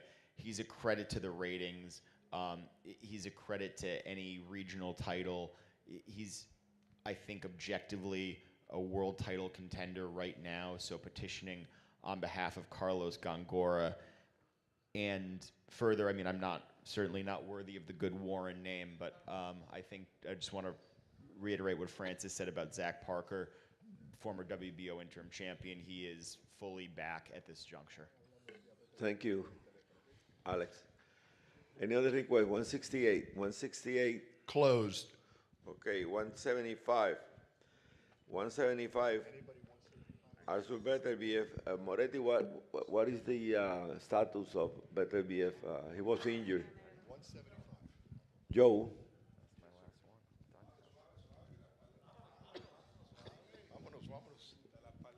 He's fighting January 13th.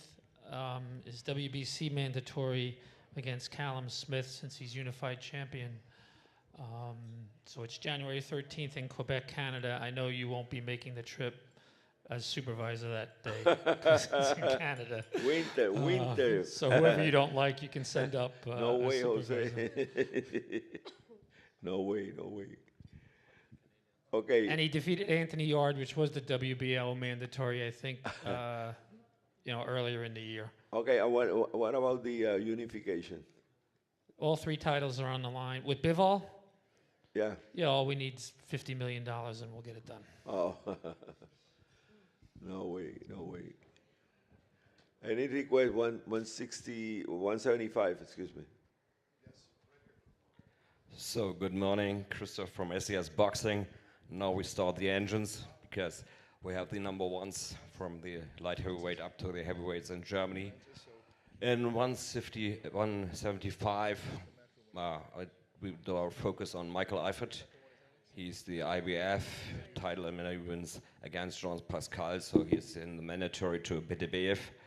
We're still waiting on decisions and the next fight of Beterbiev, but have an eye on this guy. He's 25. He represents German boxing at its best. So second one is Adam Dines. He had a fight in Australia. It was cancelled, so we are looking forward to have a big show, also TV, broadcasted in December. And for Adam Dines, it means hold him under this position. These both. Thanks a lot.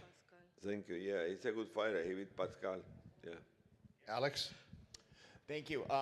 Just coming to you with what I think is probably the most low maintenance request you'll receive all day. Simply requesting that Juan Carlos Carrillo, who's currently number 15 in the rankings, he was a 2018 Olympian. He's 11-0. He's coming off a really good win earlier this year against Richard Van Sicklen, who was undefeated. Simply ask that he jumps from 15 to 14 in spite of Joe Smith's recent defeat. I think that I wanted to start the process of moving him up the rankings, and I think 15 to 14. How is his record now? Right now, he's 11-0. No, with 10 knockouts, because the last fight was a decision win. Did he fight 10 rounds or not? Yes, on multiple occasions. Yeah, no, he's intercontinental champion, but he will fight next when? At some point by the end of the year, working it out now. Okay. We were originally planning on having him fight on our show November 7th. Didn't work out because, again, we want him to fight a suitable opponent worthy of defending the title against. So right now we're looking at sometime around Christmas, perhaps into early next year. Yeah, probably he will be okay because Joe Smith get beat by Ramirez. Yeah, we're gonna have room there. Okay. Appreciate it, the consideration. Yeah, thank you. Francis? Thank you. Francis. Hi, I've got 2 requests, please, Paco. The first is Anthony Yard. In a terrific fight against Beterbiev for the unified world titles. Gave him a terrific fight. He's had 1 fight since. He had a run out last weekend, and we'll be looking to get him back on the title trail again before the end of the year. He's currently ranked number 9. Just if we could give him a little bit of a push up the rankings, it would be much appreciated. Okay. His second request is for Willie Hutchinson. He's at number 13. He had a terrific win against a pretty fancied guy called Moderna from Argentina. Took him out in a couple of rounds. Looked absolutely fantastic doing it. and it'd be appreciated if Willie was considered for a top 10 ranking. Thank you. Thank you. Francis. Closed. Closed 175. Okay, cruiserweight. Cruiserweight. The situation there is that the champion Smith, he was Gustavo. He was number one when he beat Okoli. Huh? And when was that? No, Okoli was a voluntary defense against Billum Smith. Okay, when he became champion. No, he was not the mandatory. It was a voluntary defense against Okoli. Okay, but he was number one, but wasn't the mandatory. Okay, that means that he got and he will be fighting soon or not? He's going to be fighting soon, yes. Okay, but Marcus, you will say something? Request, if you got, I'll get a request for the ranking. Is it okay? 1 second, let me okay. finish with the situation. Paco, get closer to the mic. Okay, yeah, excuse me, Joe. I'm sleepy. No, because I don't have blood sugar. It's because I was late at the fight. Okay. But according to the information I received, number one beat Brady, something like that. Number one, anybody here represent the number one fighter here in that division? The number one is represented by Ben Shalom, boxer. Okay, but he couldn't make the trip. Did he send somebody or John? Did he talk to you? No, I think he's got a few problems at the moment, Ben Shalom, so he's not traveling anywhere. Okay. Hey, Paco. Okay. I'm here. Oh, on welcome! behalf of I didn't Boxer. see you before. I literally just got here. Oh, okay. Okay. So I'm here as an observer right now. I want to see what you guys discuss about this. Okay. The mandatory position and the time frame on the responsibilities of Smith. Okay. And who Smith is fighting for Ben Shalom too? Correct. Yeah. Okay. And the number one is fighting for Ben Shalom too? Yes, both fighters are with Ben, and that's what he's now texting me. They have a fight scheduled for Chris Billum Smith for December. They want to have it voluntary, and then to proceed with the mandatory with number one, who is also with Ben. Do you have the information who is fighting the champion and when? Yes, this information is a bit confidential, but it's in December, beginning of December. But he will fight one of the classified fighters. Yes. Okay. Something like top. And then he's requesting that WBO granted him an extension to make the mandatory? Yes, that's what they asked for. Okay. Because we don't want to make any designation. Okay, maybe, okay, we can vote on that. Okay, Ben Shalom is requesting that we allow him to fight in December, voluntary, and then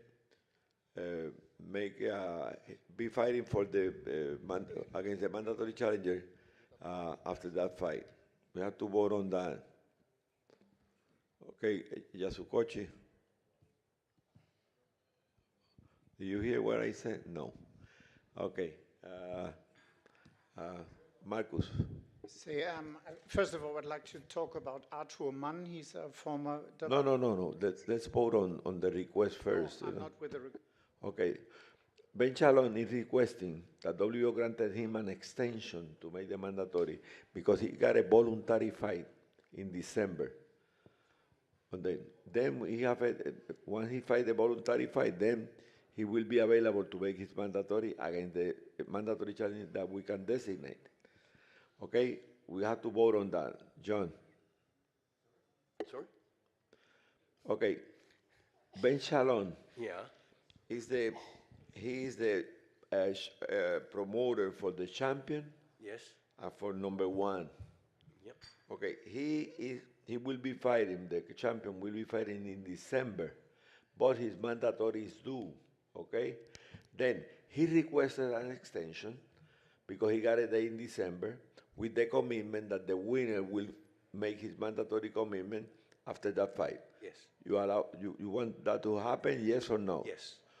Sergey, Marcus, Mariam, Leon, Coco, Crick, Coco, Mike Perny, Andy, Luis, sí, Albert, Rodolfo, Molina, Marco Hermoso, Rafael, Mendoza, Yasukochi. Okay, we granted an extension to him with the commitment that the winner of that fight must make his mandatory next after that fight, the winner of that fight, okay? Thank you, Alex. Okay, any request? Once again, Christoph from SES Boxing. Yeah. So, on number 10, there's a candidate also for this mandatory. It's Roman Fres. He was the former WBO Interconti champion, so he lost his title mostly caused by an injury. Now he's in a raw 3 KOs in 1, 2, 3 round. This is his record now to his 19-1, so Roman Fres. When is he gonna fight next? He fought last Saturday, KOs third round. So he's a candidate also for this discussion we had in those last seconds. You want him to move up? Sure. Okay. More than this, hopefully, in the next months. And one request, he is not from Kazakhstan. No? He is a German, and we wrote it mostly by email. He is from Germany. He is a German. He was a kid in Kazakhstan. He came to Germany as a baby. Okay, he's German. It's okay. Real German. And a prospect for this TV because SES is the one staple in Germany who's contracted by TV stations. Okay. Yep, this one in 10, move him up as how you can. Thank you. Marquito. Okay, Paco, I would like to support that first of all. Roman Fres is a hell of a fighter, to use your words, hell of a fighter. And apart from that... Can he be the champion? He can be the champion for sure. Yeah. He's got a decent record. He's best looking. He can talk. He's in TV. So we should stick to him. I like. Yeah, but I'm talking about he's not an actor. As a fighter, he As can a be. fighter, he apart from being a hell of a fighter, which I said additionally, my friend, additionally. Okay. I would like to. Wait a second. We had a former international champion, Artur Mann. I would like to see him re-entry. He's 20-3. Lost to Myris Breeders, which is not a shame. And apart from that, I'd like to support a young man who's here, Tim Fessing. Please stand up. He's our former WB Youth Champion in Cruiserweight. He's very dedicated to the WBO. His trainer fought for WBO title, but he's 25. He can't fight for the youth title anymore. I met him last night, yeah. He's a hell of a fighter and a very nice guy. Okay. And he's the German champion. He would like to stay with WBO, but unfortunately he can't defend the title anymore because he's told. And I would like to see him remaining in the rankings. We're in close talks about qualifying better position for him, and I would like to stay him with us. Okay. Hello, Mr. President. Hello to the whole audience. Thank you, Marcus, for the nice introduction. Yeah, it's my first time appearing at a WBO convention with my trainer and manager, Sebastian Tadlik here. Very thankful to be here. Thank you for having us. It was an honor to be the WBO Youth Champion and to fight for a very big organization, for the world organization. And yes, we are working together with what we consider the best promoter in Germany, SES Boxing, so we're looking to... And your promoter is my friend, good friend of mine. That works. So yes, we're looking forward to the future and hopefully to fight again for the WBO because we think it's the best organization in the world and would like to participate. Thank you very much. I got good reference for you. Marcus talked to me. Wolf yesterday talked to me, and you are, the sky is the limit for you. Keep training, and maybe you can make it. Let's see. Thank you. Good luck. Thank you so much. Okay, welcome. Any other requests? Yeah. Matchroom. Kevin from Matchroom. We're asking for Chev Clark. He's 7-0. He's already had 3 10-rounders, though. He just fought for the IBF International Cruiserweight title. We're asking for him to replace our other fighter, Jordan Thompson, at number 13. Jordan just fought for the world title at Cruiserweight. He's going to be moving up to heavyweight, though. Okay. Thank you. Thank you. Any other requests? Cruiserweight. Junior heavyweight, yeah. Buen día. Mario, Saludos a saludos. todos. No nos hemos sentado a hablar, pero hablamos ahora cuando yo termine. Correcto, correcto. Muy feliz de estar aquí en mi casa. Gracias. Realmente muy feliz. Quería solicitar la clasificación para Yamil Peralta. Yamil Peralta es un boxeador que estuvo en 2 Olimpiadas. A la tercera no fue por problemas de la pandemia. Es un boxeador que tiene 16-1, 11 de sus peleas fueron de fondo. Si quieren les cuento el 1 ese, que fue un escándalo en Canadá, todo el mundo lo sabe. ¿Con quién perdió? No perdió, Pero nos dieron perdida la pelea con Ryan Rosicki, que es número 9 en el ranking. Fue una verdadera paliza y creo que ganamos la pelea, todo el mundo lo dijo, por 6, 7 puntos o por 8, no sé. Pero yo escuché al promotor del que está número 9 decir que no, que ganó. ¿Quién dijo eso? No, porque no todo el mundo lo dijo. No, el mismo boxeador Ryan Rosicki reconoció que le fue habían una dado gran una clase que fue una de gran boxeo. pelea, sí. ¿Cómo? Que reconoció que fue una gran pelea, que fue un tough opponent, que fue un tipo duro, fuerte. Sí, le ganó claramente. Pero no dijo me ganó. Ryan Rosicki dijo que perdió la pelea. No, pero no dijo me ganó. Tengo las declaraciones. No, Está bien, dijo pero eso. no dijo me ganó. Bueno, me dio una clase de boxeo, dijo. Ajá. Y perdí la pelea, eso es lo que dijo. Es más, el Consejo Mundial de Boxeo no le reconoció el título y después lo peleamos nosotros con otro boxeador y lo ganamos. Es actual campeón internacional. Es un boxeador realmente muy completo. Entonces queríamos solicitar la clasificación lo más alto posible. Creo que es un boxeador que puede pelear con cualquiera en el mundo, no hay ningún problema, está entrenado. Pero checate a ver si puedes pelear algún título regional de nosotros, de la WBO, con alguien aquí. Hay un montón de cruceros por ahí. Los que quieran, aquí estamos. El chico está entrenado y dispuesto para lo que quieran. ¿Tú lo conoces eso? Sí, es lo que dice el amigo Margosian. Sí. Y el latino está disponible, tengo entendido, así que podría hacerlo. Si quiere pelear allá para obtener la clasificación, o si no directamente, como dijiste vos, Paco, que pelee con alguien de aquí. Seguro. Con otro título regional. Aquí están los promotores por ahí buscando cruiserweight, que no hay, junior heavyweight. Como no, escuchamos a quien sea, no hay ningún problema. Con gusto. Ok, con gusto. Mario, un placer tenerte. Nos vemos a la salida cuando termine. Como no, muchas gracias. Ok, any other request? Junior Cruiserweight closed. Ok. Heavyweights. Okay, heavyweights. Usyk just fought, and he beat Dubois in a fight. Could be either way, you know. The punch was good, wasn't good. I respect the decision of the of Pavon, who was the referee. He's an excellent referee.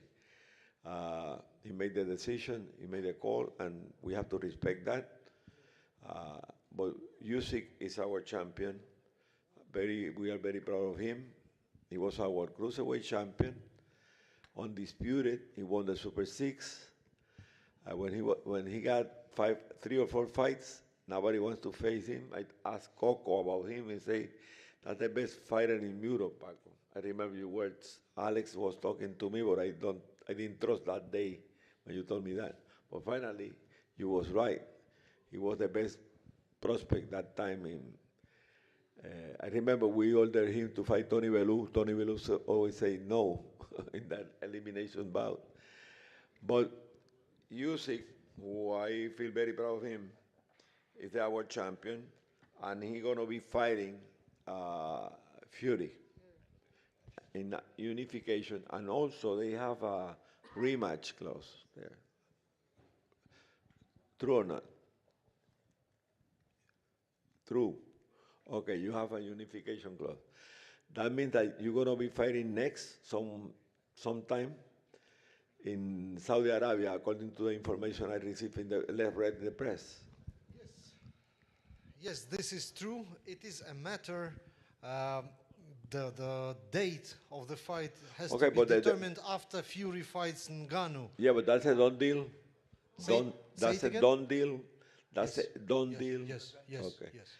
Okay, and the rematch clause is there in the. Yeah, this is like something we cannot disclose. No, I know, but you have a rematch clause. Yes. That's public. Right. Okay. That means that they're going to be facing that the fight. Everybody wants to see the best heavyweight fighting each other, the two champions for the undisputed. Yeah, we've been waiting for this fight for quite a long, and hopefully we are close to see. I remember when we put music as a mandatory, and Tyson Fury was there. He said, "How you put that bond there in a Twitter?" And we have over 500,000 likes in my Twitter. That's the first time because Fury and Usyk. Anyway, we have that there. Number one in the heavyweights, it's Anthony Joshua. And any requests on? Oh, Fran Sanchez just fought. Moretti. I talked to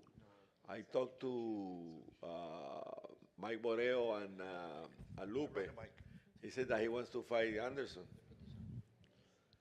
I'm sure he does. You too? I'll fill you in after the meeting on what's going on next. Okay, but but if you are interested, you got a good opponent there. No, something else. Oh, okay. We got also we have an interim champion, the Chinese. The Chinese is the interim champion. Probably the winner of that two, Usyk or Fury, will face the Chinese because it's the best name in that division and money talks. And then the WBO interim will be fighting the winner. We don't have to decide anything on that because we allow the promoters to work each other, and I know they can reach an agreement because the negotiation we had before. But that's good, But we have, in the same boat. Okay, any requests? Yes, Paco. Tommy Lane here on behalf of Zhang Zhilei, the interim champion. First and foremost, we would like to thank the WBO for the opportunity to fight for the interim championship. This has been life-changing for Zhilei, and we owe everything to the WBO. Zhilei is coming off of two career-defining wins. He is 40 years old, and the clock is ticking on his career. We are excited about the news for Fury to fight Usyk for the unified championship. We think that's great for the sport. With that said, our team is seeking clarity on the WBO's position on where it stands in the title rotation. And secondly, I believe it would be helpful for the championship committee to provide clarity for the entire division and the time frame on when the interim champion will fight for the full championship. Thank you. But also, first, let me tell you something. You look so good when you was there in the Boxing Hall of Fame in ceremonies. Yes. We were there. Here you, me, Mr. Sean Gibbon, Tuto, everybody was there. Second, I love your dad. He was my hero. Thank you very much. Great guy. Third, San, probably he will be making a defense of an interim title, waiting for his opportunity because he can beat anybody at that age, 40. He can beat anybody. The way he did, he beat Joyce. He can beat anybody in that division. That means that probably your fighter will be fighting, defending his interim, waiting for the winner. Yes, we are in talks with Queensberry, our promoter, about our next fight. Oh, yes. very good. That's very good. But For sure, it's very clear that the sky is clear for you guys there.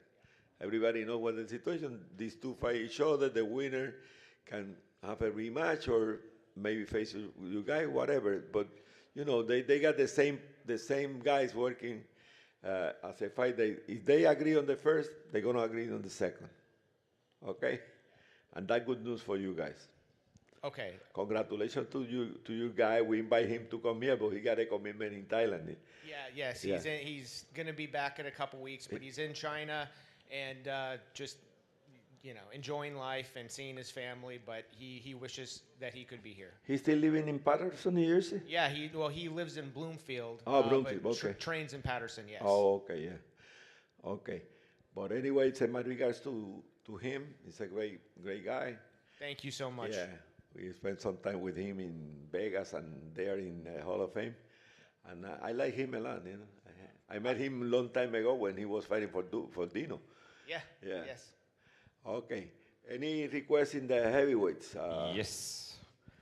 Once again, Christoph SES Boxing. So it's a request for Agit Caballel, now on 12. He was on 7, on 8. He's on 12. It's the number 1 in Germany. It's the European champion for about now half a year, and he was several times European champion. He's also still waiting, as a lot of heavyweights in the world, and so our request is to move him up, and yeah, he's able and he will fight anybody, everybody for the title. Yeah, you got guy here looking for heavyweights. We Sanchez. We know. We're all in close in contact, but we need to wait.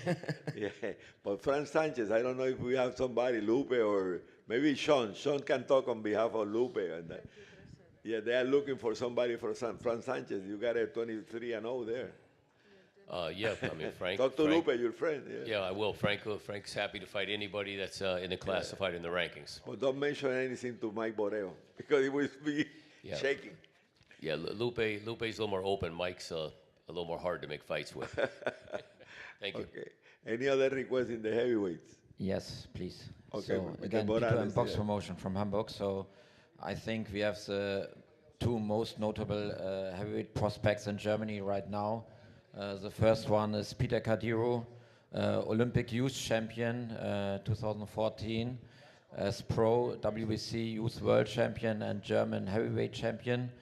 So I think he's ready to go next year for the top 15 for sure.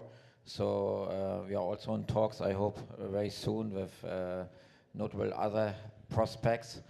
And the second one to watch is Victor Jurg, very young, 23 years old, right now 5-0, but a 6'9" southpaw, so the most asked sparring partner when anybody is fighting Tyson Fury, so he's in the camp. So Alex also asked for him for Usyk already. Yeah, I want to talk with Coco after that for the WBO Youth World Championship, but I want to introduce him because I think he's the future of German heavyweight boxing, yeah, managed by Bernd Bönte, also Peter Kadiru, both of them. So I think that's enough to say when Bernd is working with 2 of these guys. So yeah, keep him watching. Do you know him, Marcus? I just wanted to tell you, to get your words, first of all, he's a hell of a fighter. He's tall, he's a southpaw, he can punch.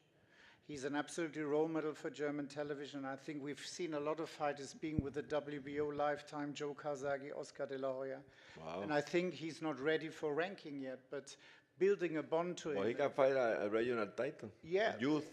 Yeah, for youth title, that's the 8 idea. rounds. We talked to Coco, 8 rounds. Yeah. and I think that'd be a really good chance to. Oh, he's 26. He can fight a European. Secure him. Any title he wants. The European is occupied. He's really good, Paco. Yep, the European is occupied. Just the. Who's the European champion? David Adelaya. Yep. I think that's too early. Frankfurt boxer. I think that would be too early, to be honest. Oh, okay. I think a youth title is wonderful, and apart from that, my dear friend Francis Waring is going to talk about another heavyweight sensation, Moses Itauma. I've seen this guy. as an amateur in Germany, he comes to eat you, absolutely. He bruises people up. And I think Victor and Itauma, they are going to be the new Furies and Wilders of the future. And Wow. we should secure that they are with us. And believe me, I'm seeing these fights. And he's a hell of a guy. Hell of a guy. Okay. Yeah, and also Moses are next week in our camp in Hamburg, Germany for sparring. So would be a good sparring week next week. Yeah, over there with Peter, Victor, and Moses. That means that we're going to have Germany and UK fighting again, like the good old days. It's like Klitschko, Herbie Hyde, then. We're going to see that again. Yeah, or Mario Vera against Karzai, something like that, you know? Yeah, we are coming, yeah. Francis. Thank you. Marcus, thank you for that glowing endorsement. I appreciate it regarding Moses. I'm here representing quite a few of the guys. Obviously Zile, just absolutely, thrilled with his, obviously we were, Joe Joyce has been with us for a long time, but I think that Zile's performances against Joe Joyce, have propelled him onto the next level, and we're delighted to be working with the guys, and very excited for his next moves. Slightly obviously complicated with the unifications, but I'm sure that if everyone's wears their sensible hats, that we can make sure that everyone gets a fair crack at the whip, and very much looking forward to his next moves, and also representing Joe Joyce, obviously, David Adelaide and Daniel Dubois, three of the fantastic heavyweight fighters. We'd like to obviously cement David and a relationship with the WBO. He's the WBO European champion. We're very happy with his ranking at the moment. He's going to have a good fight with Fabio Wardley in a couple of weeks in Saudi, and I think the winner of that will be fast tracked onto some bigger things early next year. Regarding Joe and Daniel, I'm quite happy with their rankings. If you could just cement that Joe and Daniel stay where they are, that would be much appreciated.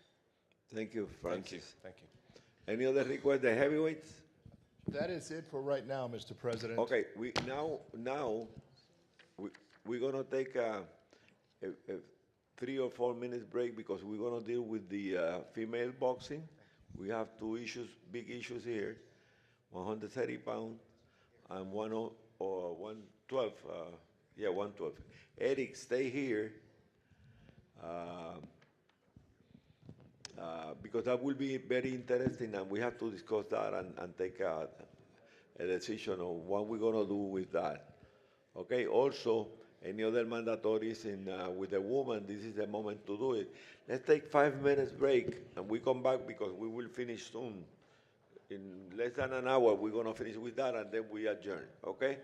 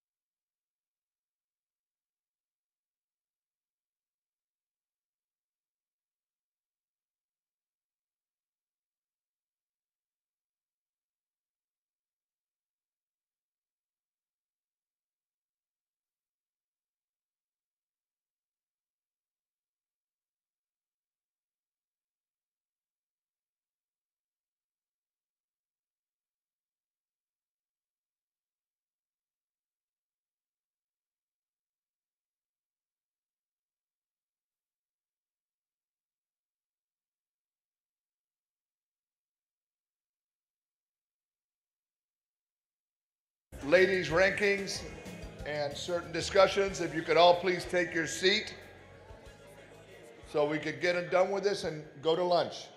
Everybody please take their seat.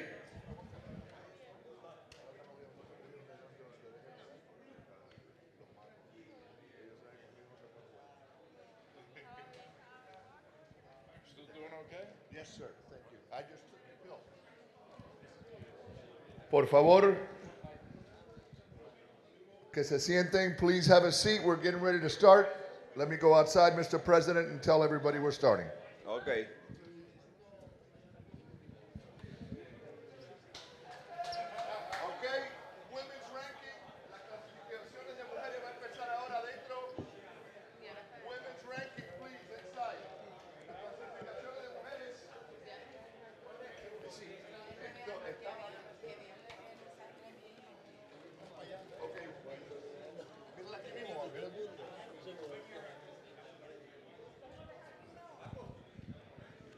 Eric, vamos a... Whomever's involved with the ladies' Liquidamos rankings, esos. please sit down and let's pay attention. If you all are not, if you're going to be speaking, please step outside.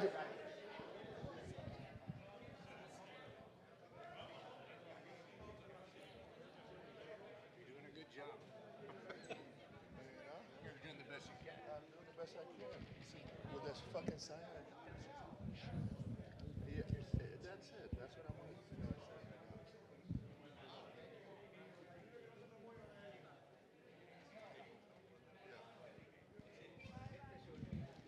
Okay, if you're not involved in the women's ranking, Okay. let's go. Si van a hablar, tienen que hablar afuera, por favor. Jesuán, Hay que prestar Jesuán. atención. We need to pay attention. If you're going to speak, please go outside. Take a Okay. seat if you're getting involved. We all want to get done with this. We are close to finish. We have to decide on the convention next year. We got a presentation from Sunshine, no Coco, and Peter Rivera. Okay. Okay, let's start again. We have the issue on Jesuan. Could you explain what Georgina told you? Explica lo que dijo Georgina Rivero con relación a la NIS. Sí, a la NIS Esparza. Ok, la situación, nosotros ordenamos una revancha inmediata entre Esparza y Alanis, la campeona nuestra. La campeona Esparza dice que ya le interesa a los promotores hacer una pelea por el título de la IBF para unificar el título, entonces darle la oportunidad para que la ganadora pelee entonces con Alanis. Georgina Rivero representa a Alanis, ha dicho que ella no le interesa, que interesa pelear inmediatamente. Explica la situación, Jesús. La situación es como decís vos, Paco. Habían llegado el comité primero interno nuestro, verificó que era una decisión que requería el rematch. Después de ahí, la Esparza decidió, digamos, ir como Musinio. Georgina manifestó que no había ningún problema, iban a estar los 3 títulos en línea. Y tengo entendido que no se llegó a buen puerto con eso, entonces lo que está pidiendo Georgina Rivero es que se vuelva a la situación de la decisión nuestra de hacer la revancha. Ok, nosotros tenemos a Eric Gómez de Golden Boy, que representa a Esparza. Sí. Saludos. Y yo sé que Eric ha estado en conversaciones con Georgina, sí, pero nosotros tenemos que tomar una decisión, no podemos esperar. Obviamente. Ok, ¿cuál es la situación, Eric? De ¿Inglés ustedes? o español? En español, porque está... ¿Español está bien? Ok. Sí. Marlene es campeona, ¿cómo se dice? Unificada. Unified Champion. Unified, unificada. Unified Champion. Ella tiene AMB, OMB y también WBC, CMB. Entonces lo que ella quería hacer es juntar todos los títulos, todos. Llegamos a un acuerdo con un step aside, con Georgina. ¿Okay? No se le ha pagado, pero llegamos a un acuerdo para hacer un step aside. La campeona de la FIB la representamos nosotros, que se llama Arely Muncino. Sí, va a era, defender su era título. campeona nuestra. ¿Sí? Exactamente. Va a defender la semana que entra, el 21 de octubre. Va a defender su mandatoria. Entonces, lo que le pedí a Georgina es, por favor, déjanos unificar todos los títulos con el acuerdo que la campeona, la que gane, tendrá que pelear con Alanis en la próxima pelea. O dejar vacante. Se le va a pagar un step aside a Georgina y quizás puede pelear en Argentina con el step aside, no sé. Pero ese proceso después de la semana que entra debe de ser dentro de 60 días más o menos. Porque nos gustaría hacer esa pelea de todos los títulos enero 6, donde va a pelear Virgil Ortiz, que te expliqué, Paco, anteriormente. Entonces, esa es la idea. Nos gustaría unificar todos los títulos, que sería grande para las mujeres, porque muchas mujeres, Clarissa estaba aquí, ella lo ha hecho, pero es lo que quiere Marlene, quiere hacer historia, quiere unificar todos los títulos. Amanda va a estar aquí también con nosotros. Sí, exactamente. Entonces es muy raro para las mujeres poder poder hacer eso, es lo que quiere hacer ella, hacer historia, unificar todos los títulos. Y con mucho gusto estaría ella dispuesta a hacer la revancha, no hay ningún problema. Nosotros tenemos, Jesús, dos opciones. Una, ordenar una revancha. Si no se ponen de acuerdo, que no se han puesto de acuerdo, pues ordenar una revancha y una subasta. Yo sé que las cosas en Argentina no están buenas en este momento, ¿verdad? Para competir en ninguna subasta. Sí. Pero nosotros tenemos que tomar la acción. Por tanto, nosotros podemos concederle un término, si ustedes lo piden, Eric, término de 10 días. Sí, por favor, porque me gustaría... 10 días, ustedes deciden, si no se ponen de acuerdo, hacemos la subasta entonces la próxima semana, después de los próximos 10 días. Ok. ¿Están de acuerdo, Jesús? O ella toma el step aside y espera, o se va a una subasta con Golden Boy y ustedes deciden. Veremos qué pasa, exactamente. Veremos Pero yo quiero llegar a un acuerdo con Georgina. No queremos estar en una posición de forzar a nadie. Me gustaría llegar a un acuerdo que deje Marlene pelear por todos los títulos. Es lo que quiere. Tú puedes hablar con Georgina, como Eric va a estar hasta mañana. Sí. Vamos a estar hasta mañana. Si hay algún acuerdo, entonces lo dejamos acordado aquí. Ok, me comprometo a hablar con Georgina a ver qué es lo que piensa acerca de la situación. Ya tienen la idea clara, ¿verdad? Sí, tenemos claro. dos opciones. Sí. Ustedes deciden Gracias. y entonces nos volvemos a ver. Gracias, Eric. Muchas gracias. Okay. We have another issue on the 130 pounds. Okay, Gustavo. Olivieri is here. Okay, call Olivieri. Call Olivieri, yeah. Gracias, Kiko. Thank you. Okay, we got another issue with 130 champion, Alicia Baumgartner, and the positive, the positive test, doping test, yeah.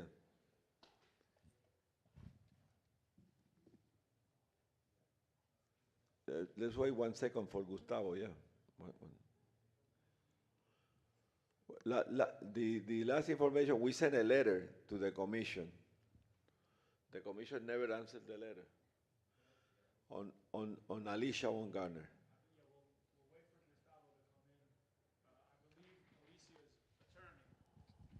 Okay. Alicia has hired her own attorney to handle this matter. For the time being, they have sent over documentation to Gustavo. I believe he received it last night. Who is her attorney? Jay Resinger. Okay. Gustavo, could you inform what is the situation with Alicia Baumgartner and any document? Because I remember the last document I saw was regarding we request the final resolution from Michigan. Yes. And they never answered. We submitted a letter requesting that the commission provide us an update on their ruling, if any. We only got a confirmation of acknowledging receipt of our letter. They haven't formally responded nor issued any ruling regarding the matter. And we don't have anybody who can inform what's going on. Go ahead, Alex. Wait.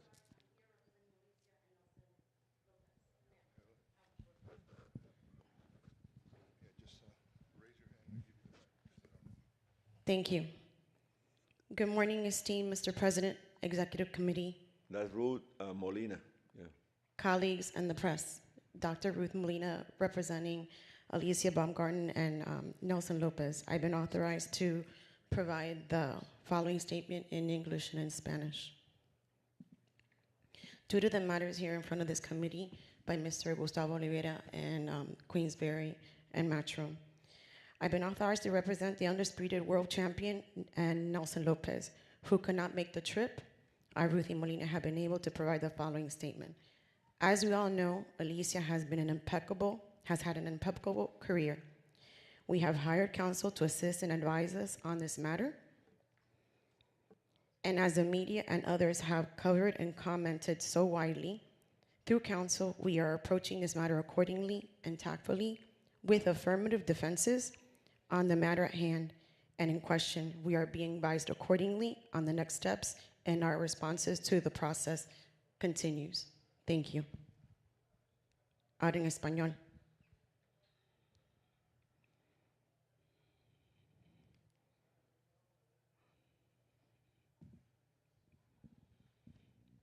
Buenos días, estimado señor presidente, comité ejecutivo, colegas y la prensa internacional. La siguiente declaración es para abordar la cuestión solicitada en frente de este comité y otros que están aquí presentes. Estoy autorizada para representar a la indiscutible campeona mundial y el señor Nelson López, cuales no pudieron asistir en este viaje, pero me autorizan a mí, la doctora licenciada Ruthie Molina, para hacer esta siguiente declaración. Como todos sabemos, Alicia ha tenido una carrera impecable y hemos contratado a un abogado para que nos ayude y nos asesore en el asunto presente. Como todos los medios han comunicado y han cubierto y han comentado ampliamente, a través de nuestro abogado estamos abordando asuntos en consecuencia con defensas afirmativas.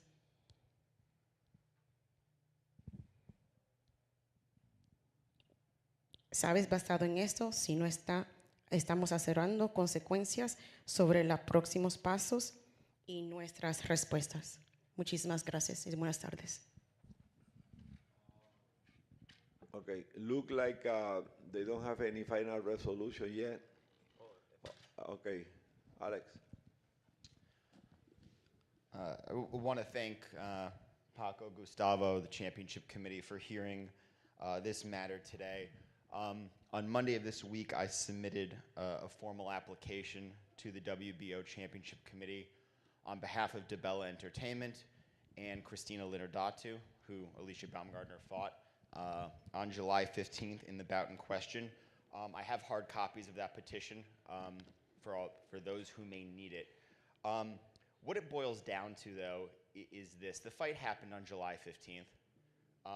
The adverse test result was returned the first week of August. There have been multiple attempts by DeBella Entertainment, by the WBO that we've learned, excuse me, to get some sort of resolution, some sort of confirmation from the state of Michigan about the disposition of this matter. That has not come. The person who used to be in charge of the Michigan Commission and was on July 15th when the bout took place has retired. There is not someone in an oversight capacity.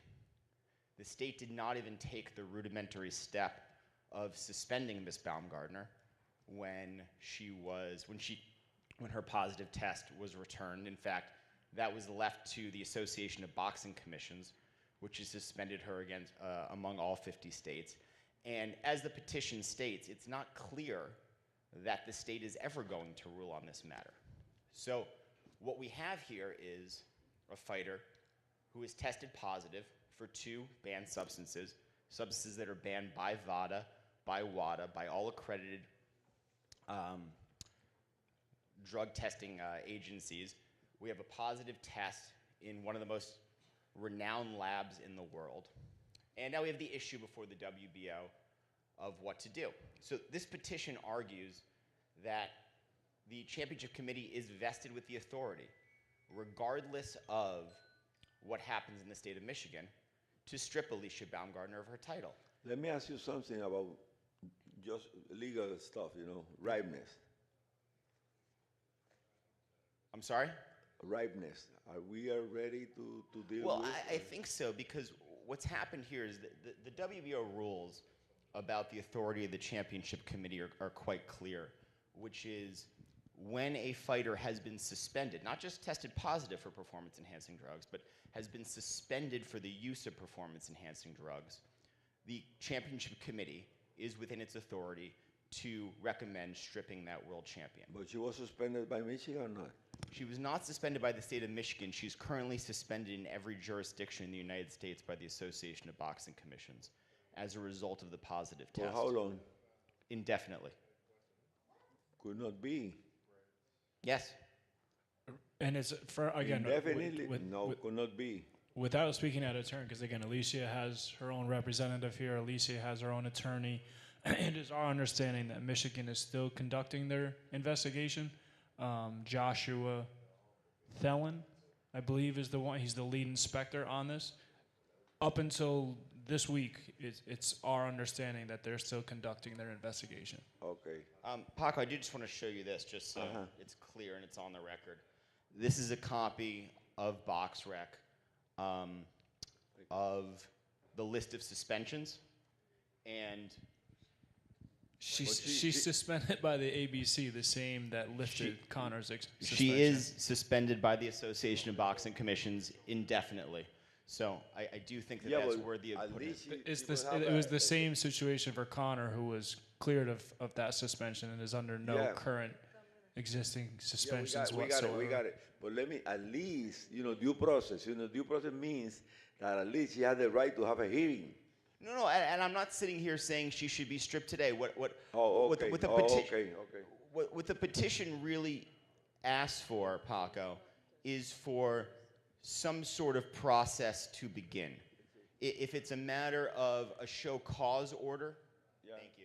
If it's a matter of the BO taking some steps of simply considering our petition, what we're asking for is, with there being uncertainty about what the state of Michigan is going to do, and I think we can all agree there's at least uncertainty about what the state is going to do given this current status of the commission, that the WBO at least begin taking action. If it's a show cause order, great. If it's some other step that's taken to begin adjudicating this matter, we are now 3 months since the fight's taken place. We have a champion who's suspended across the entire United States, who's not eligible to fight in the United States. And so I think when you talk about ripeness, I think this matter's quite ripe for resolution, or else the entire division is going to be held up indefinitely. Let's ask to our legal counsel, Horn, 1 second. Alex. If I may, do you mind if I bring copies of this up? Yeah, I got it. Please. Thank you so much. And Gustavo, we just wanted to confirm you did receive the package last night from her attorney, Alicia. I just received an email from her attorney, just confirming that they're in the process of pending investigation conducted by the Michigan State Athletic Commission.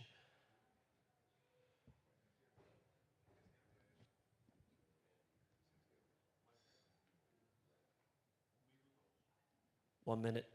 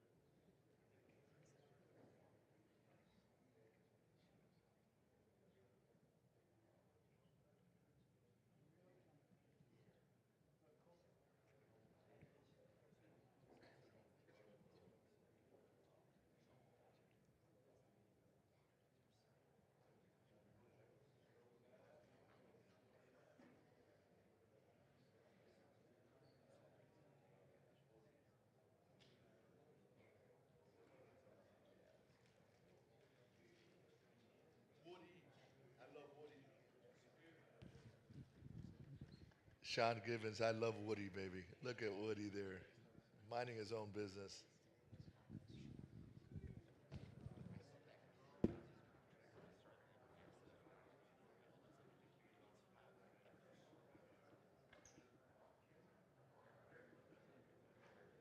Gustavo, okay.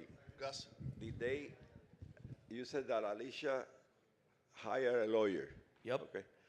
Did the lawyer send any communication to WBO? Yeah, just an email informing that he's the attorney on the Alicia Baumgartner's case, and that the Michigan Commission is conducting an investigation, and that any resolution, notifications, or communications, either on behalf of her promoter, the commission, or the WBO, that he should be notified accordingly. Okay.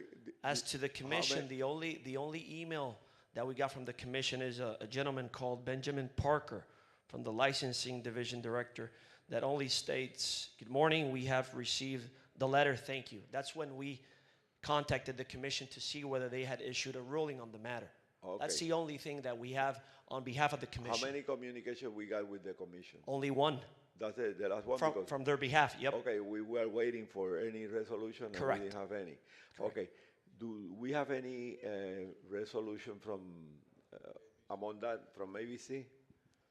No. ABC? No official The only communication? thing that we heard from the ABC that they have suspended her. Yeah. But I'm not sure whether the ABC has the authority to suspend a fighter. Yeah, but the problem is that I said need a clean drug test. That's not even a resolution. Go ahead, Alex. Yeah, look, part of the reason I'm here, part of the reason I'm advocating this issue, and I'm down here in the Dominican, is because you're 1,000% right, Paco. There is no resolution. We are 3 months since the fight. The champion is currently on a suspension. Christina Linardatu obviously is, I would argue, the most aggrieved party in all this because she was the one who fought Miss Baumgartner on the night. And so you'll actually note in my petition, it's sort of a two-part thing. One, certainly we're calling for the championship committee to use its authority to at least begin the process of adjudicating the matter, whether that's a show cause order, whether that is a recommendation to the executive committee to strip.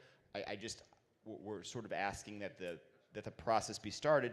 Secondarily, to the extent that we're here talking about rankings, we asked the committee to move Christina Linardatu, who's currently number 3 in the ratings, to number 2, because once she is, we'd like her to be in line. That's something we can agree on.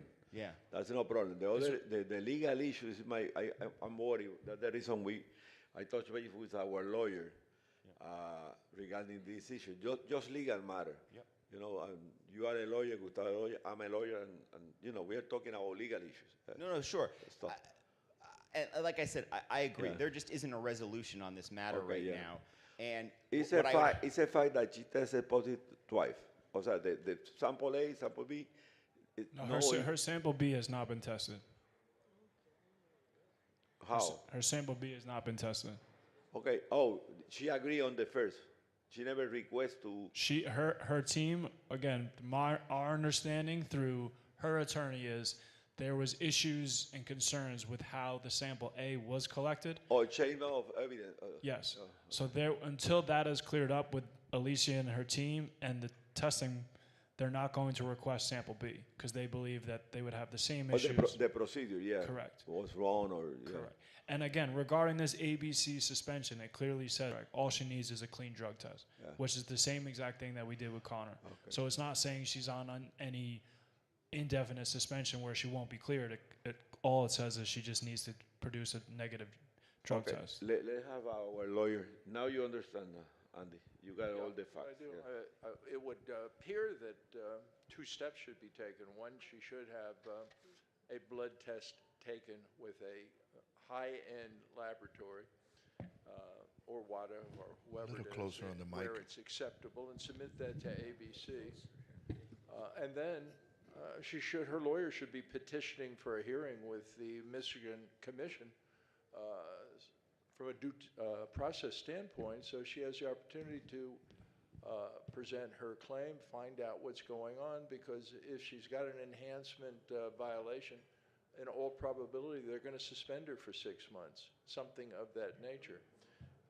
Whether the lawyers will be successful in throwing out sample A, and who knows what sample B says, we're going to assume it says the same, but to be held up for an indefinite period of time while they're conducting an investigation, unless they're going to, if they suspend her at some point and claim there was a violation, and then it's retroactive for the time they've taken to do it, that's fine, but I would recommend that she petition for a hearing as soon as possible. Please. Just to respond to a few things you said for purposes of clarity. One, the lab that conducted the test, where she tested positive for 2 banned substances, is a WADA accredited lab. It's the SMRTL lab in Utah. I would say that there's only 2 WADA accredited labs in the United States. There's the SMRTL lab and there's the UCLA lab. Right. SMRTL lab is probably the most renowned. I know that they do Major League Baseball testing, they do National Football League testing, and they do some of the highest level boxing testing. So in terms of accreditation of the lab, there's certainly no issue there. With regards to the suspension that she's currently under the Association of Athletic Commissions, or Association of Boxing Commissions, the point I want to make is I think she takes a drug test now. That's great to get herself off suspension. I don't think that a drug test that she takes now is germane to what she was on when she got in the ring on July 15th. True. I agree. Yeah. And the point I want to make is, look, regardless of what steps the championship committee takes now, the rule is pretty clear. The authority of the championship committee vests when a fighter is suspended for use of performance-enhancing drugs. That's when the authority vests.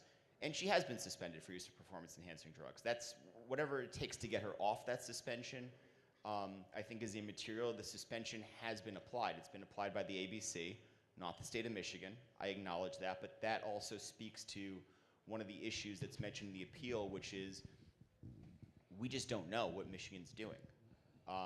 DeBella Entertainment is a licensed promoter in the state. Let me comment. Sure.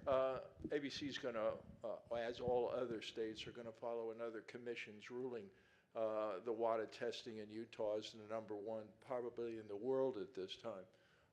So we'll assume, based on a chain of custody being the only issue from a lawyer's standpoint, how the sample got there, what happened, was it adulterated in any way. But even so, too much time is passing, and I'd still highly recommend to her lawyer that they request a hearing. And that's all good, but I think you've stated my point directly, and I don't want to take up too much of the committee's time, but I think that's the issue we have here, which is a lot of time has passed. We've got Christina Linnardottir, who's a 2-time WBO champion, who is, her career, much like Alicia Baumgartner's, frankly, is on pause right now, waiting resolution of this. And 3 months can quickly turn into 4 months, can quickly turn into 6 and 8 months. The BO will wait a reasonable time for the commission to complete its investigation. The issue becomes, when is that not a reasonable period of time?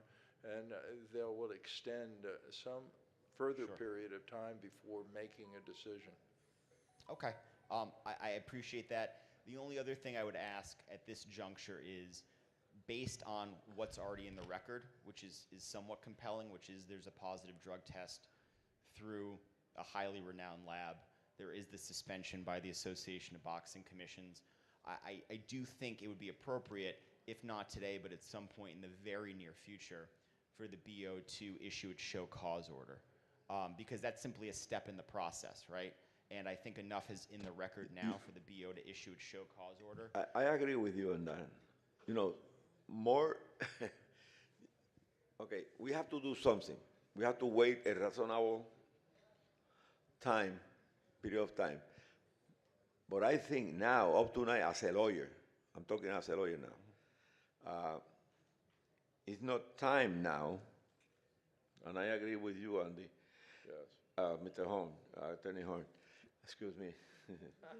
I agree with our legal counsel that it's not time to do that.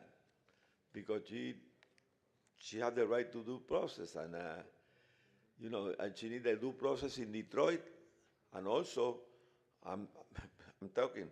I have doubts that ABC have a jurisdiction on that issue until the commission in Michigan make a final resolution or reasonable kind of, and I think 2 or 3 months is not uh, long enough to say that they were negligence or that stuff, and that's the reason we are acting.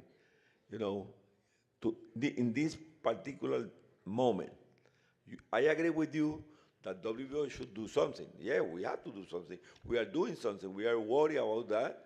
We contact the commission. And we are aware of what's happening.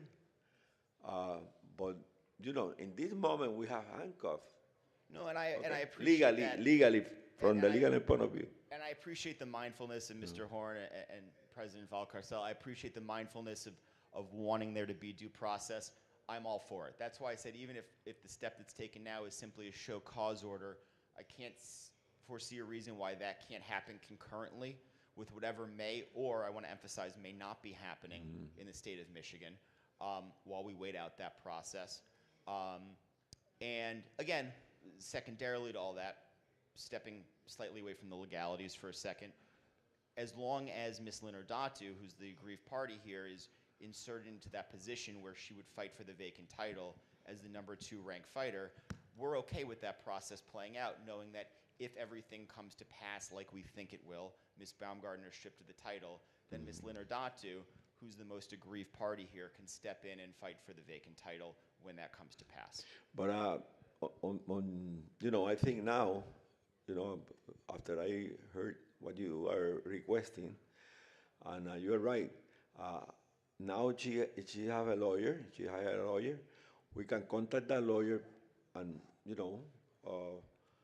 please keep WBO informed of any resolution, any document that you feel you present before the Michigan or ABC, because we want to follow any procedure and be informed of any procedure pending.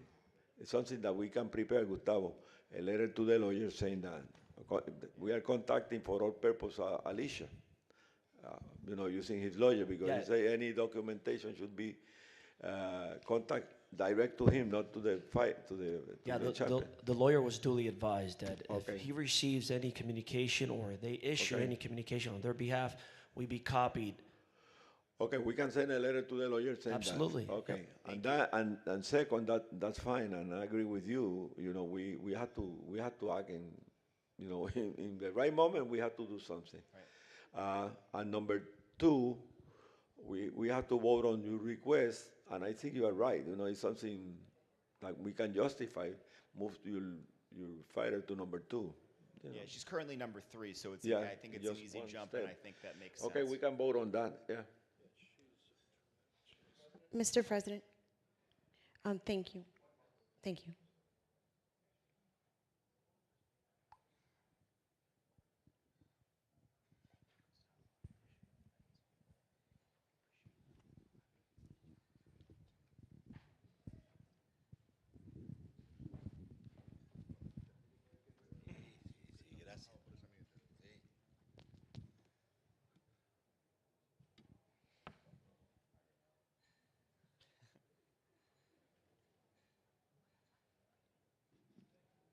Okay, Ruth.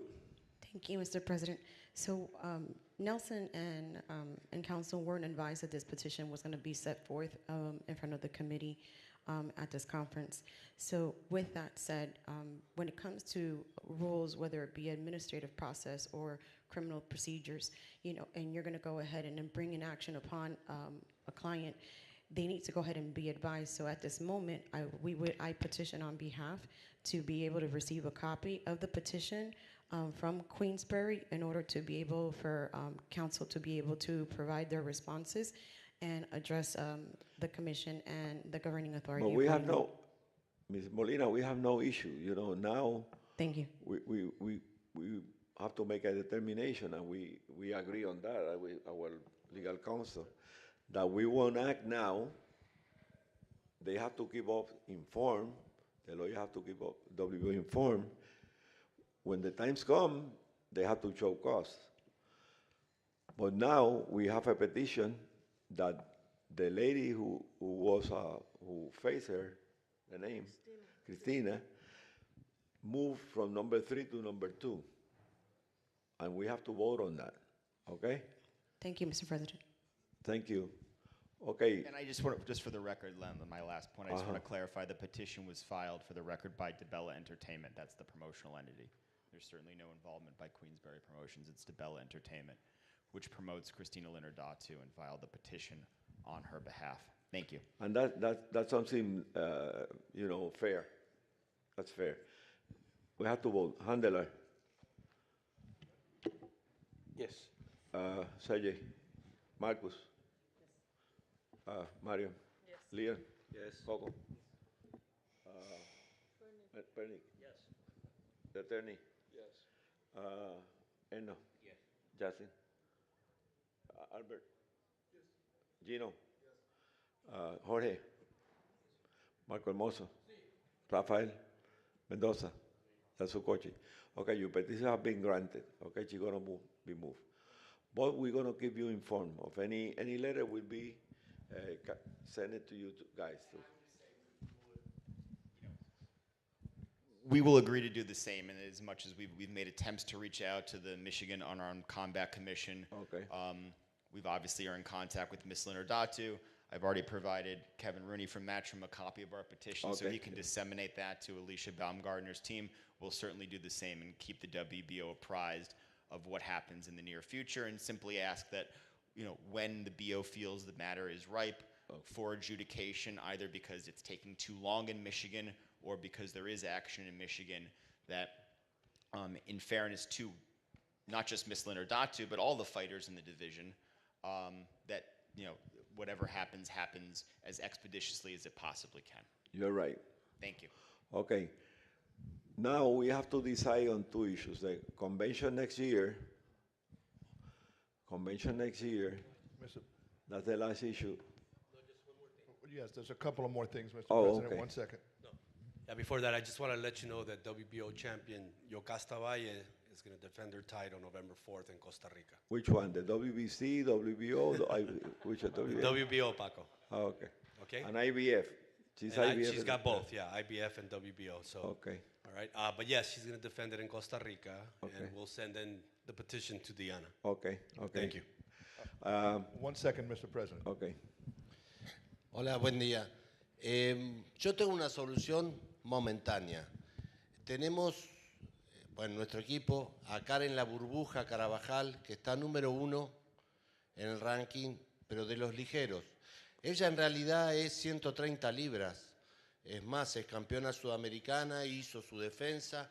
Ahora va a pelear el próximo noviembre 10, defendiendo el título en 130. Así que momentáneamente estamos a disposición para hacer ese título en la Argentina o si recibimos alguna propuesta. Te lo agradecemos, Mario, pero no hay título vacante todavía. No, no digo vacante, digo estamos a disposición. Ah, ok, está bien, gracias. Peter Rivera. Peter. Oh, no. Okay, any other requests on mandatories for the female champions?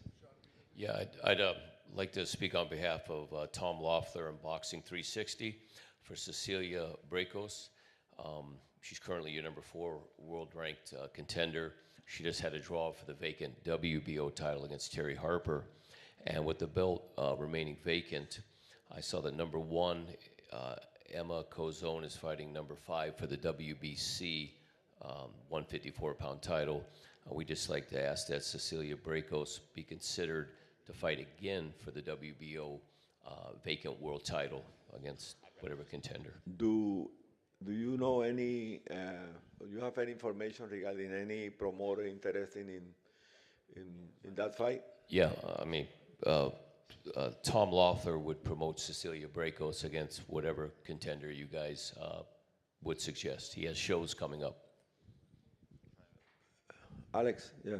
Yeah, there's already a petition before the championship committee that I submitted yesterday on behalf of Queensberry for number 1, Emma Kozine, to fight number 5, Hannah Rankin, for the vacant title.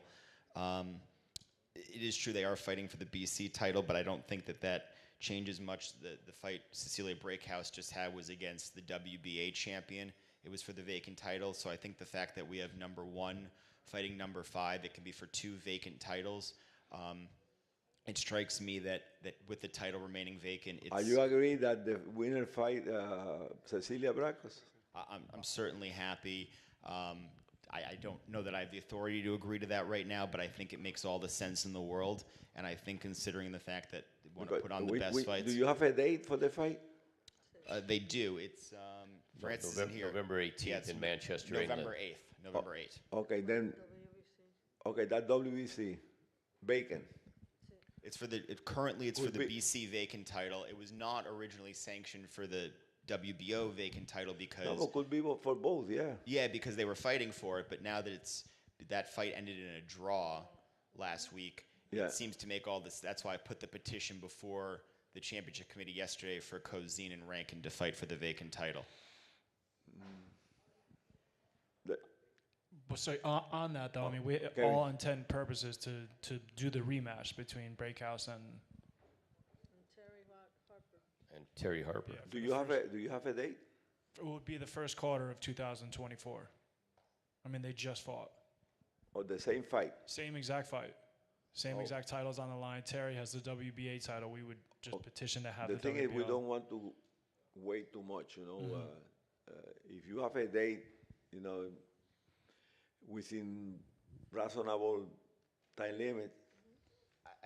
Could you give us, I would say, a 2-week extension to confirm the date? Yes, because if not, then we can go with the other.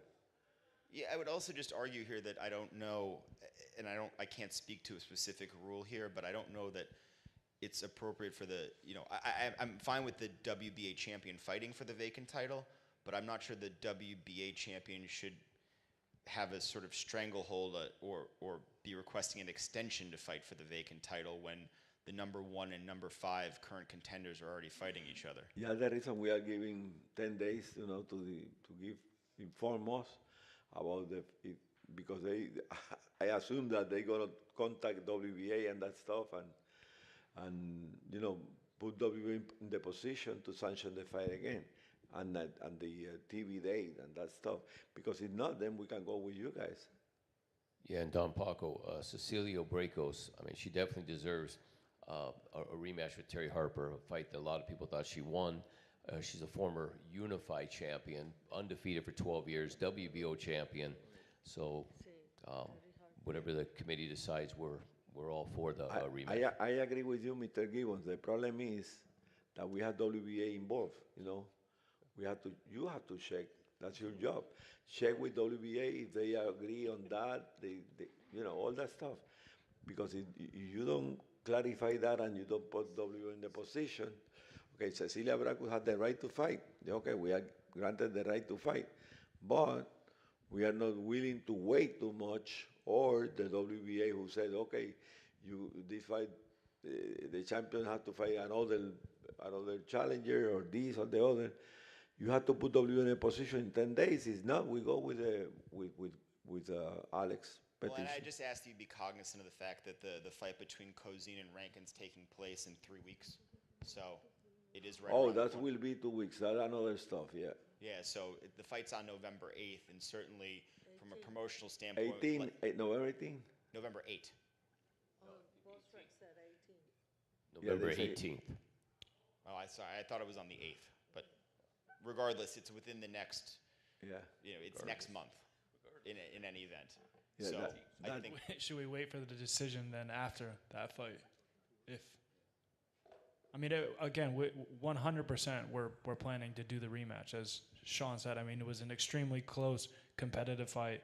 Both girls felt that they won the fight. I mean, there's no doubt in our mind that we're going, we do a lot of business with Sean. Okay, let's do something. We're going to give you 5 days. 5 days to confirm if an exact date. If you don't put W in the position, then we go with Alex Cebetis. Okay, thank you. That fine with you guys?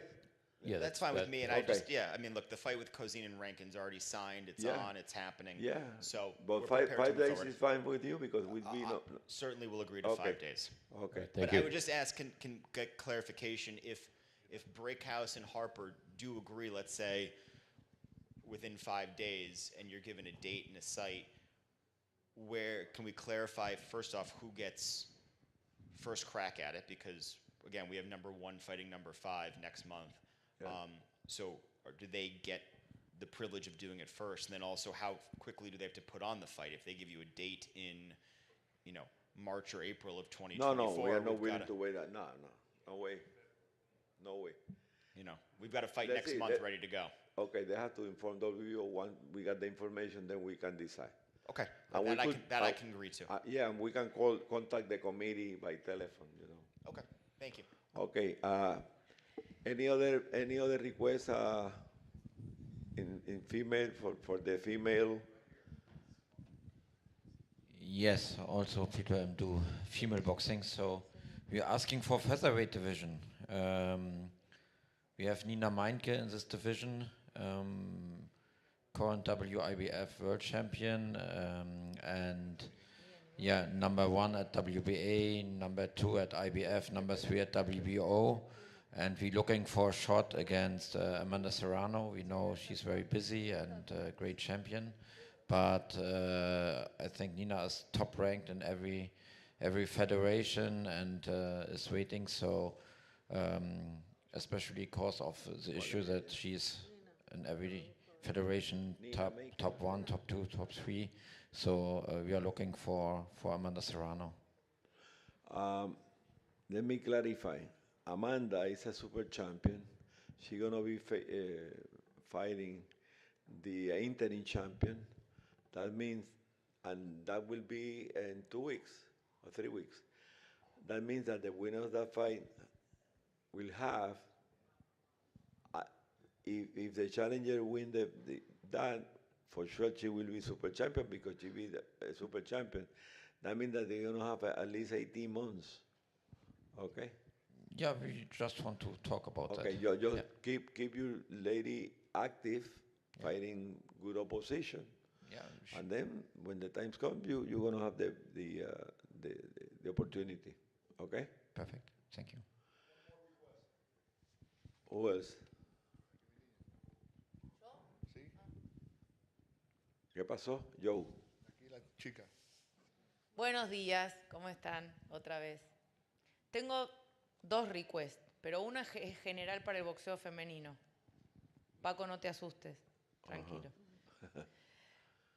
Yo quiero proponer y ver si están de acuerdo, no solamente para esta organización, lo voy a tratar de proponer en todas, que, bueno, las mujeres ya demostramos que hacemos peleas buenas, cada vez mejor.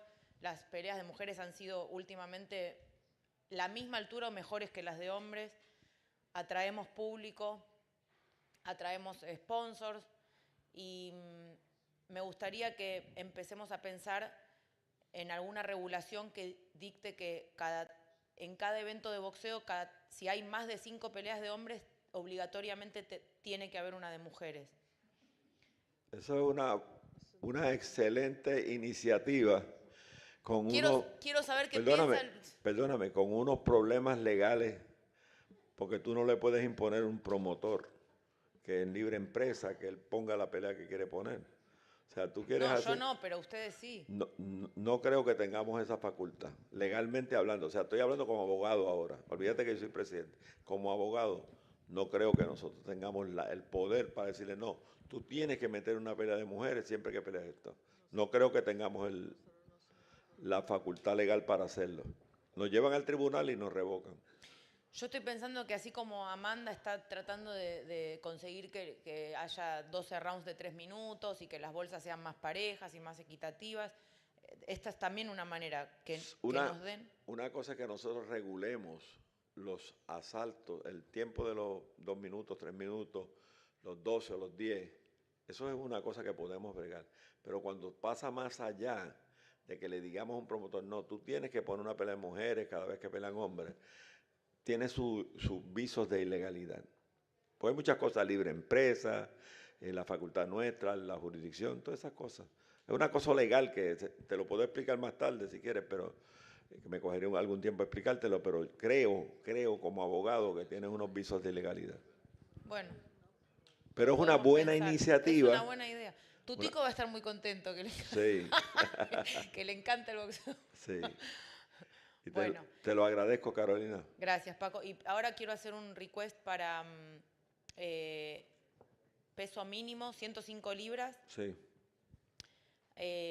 Leonela Yudica, bueno, ella peleó con Areli Musigno por el título FIB, lo perdió en un fallo muy controvertido, peleó con Ceniesa Estrada, también perdió como retadora en un fallo muy controversial, mundialmente se habló de esa pelea, ahí están mis colegas argentinos que no sé si se acuerdan, la tarjeta de ESPN Knockout también la había tenido ganada a Yudica en esa pelea, y bueno, bajó 2 categorías, está peleando ahora en 105 libras, quiero pedir que se la rankee número 1 o número 2. Jesús, vamos a escuchar a Jesús, que es el asesor nuestro en boxeo femenino. El pedido es anterior, como dijo Carolina, y se envió un borrador, ya sabiendo que estábamos sobre la convención en estos días, donde se incluyó, digamos, a Yudica. Igualmente todavía faltan los pasos aquí dentro en el tribunal. ¿En qué peso lo incluiste? 105, como pidió. Ok, ¿qué número está ella? No, ahora este está desactualizado, pues mandamos un borrador. Sí, pero viene de 2 derrotas. Una. Esa es la que peleó con Musigno. Perdió claro, después peleó por el silver. Perdió. Yo la vi peleando con Musigno, pero ella perdió las peleas, hizo una buena pelea, las perdió para mí, pero nada, es una buena peleadora. Sí, después fue con yo vi la pelea de Estrada también. Pues nada, podemos considerarla. Sí, por eso. O sea, se consideró en 105, lo que pasa es que estamos en el proceso de se envió el borrador y tiene que ir al comité de campeonato para sacar la resolución en qué puesto queda. Ok. Pero bueno, vamos a considerar tu posición, no la vamos a adjudicar ahora, pero la vamos a considerar. Bueno. Y tengo otro pedido en 118 libras. Se puede ver, porque no tengo el...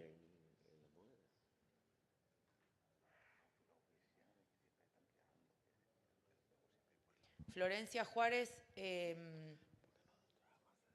ganó sus últimas 3 peleas, peleó hace 3 o 4 meses y... Creo que Diana Fernández, no sé si peleó antes y perdió. También quería ver si se podía poner en una mejor posición.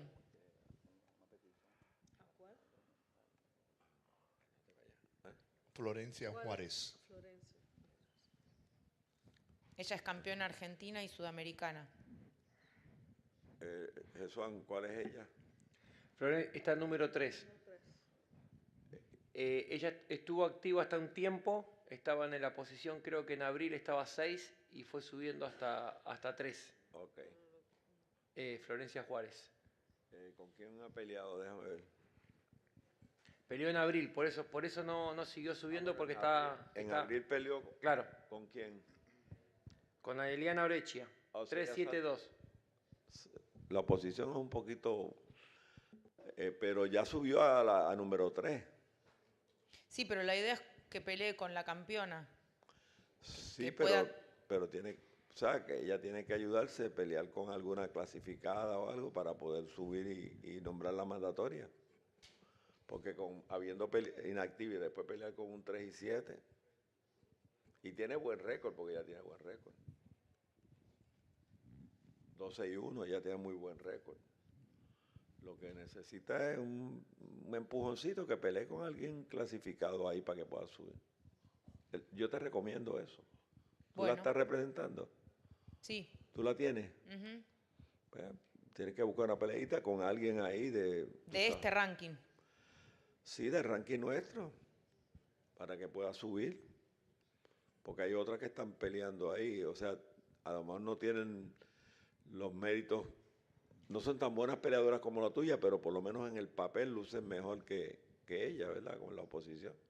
Pero lo que yo te recomiendo es, búscate alguna de ese ranking y ponla a pelear, pero tú tú sabes, después de un 6 asaltos con un 3 y 7, pues, tú sabes, se nos hace difícil subir Bueno. a mandatoria. O sea, Bueno. ya la subieron en el ranking porque la consideraron, pero subir la mandatoria con ese 3 y 7, 6 asaltos, pues no creo que sea en este momento algo que sea en el mejor interés del boxeo. Con todo el respeto tuyo, ¿verdad? Que fuiste campeona nuestra.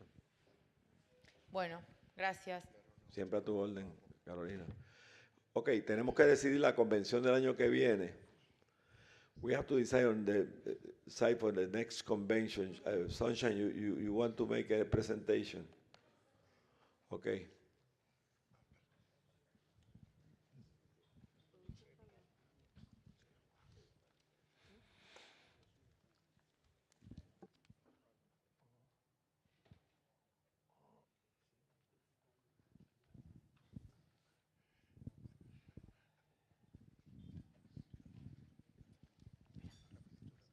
Paco, perdón, me olvidé de algo. I invite. Sí, dime. ¿Puedo? Sí.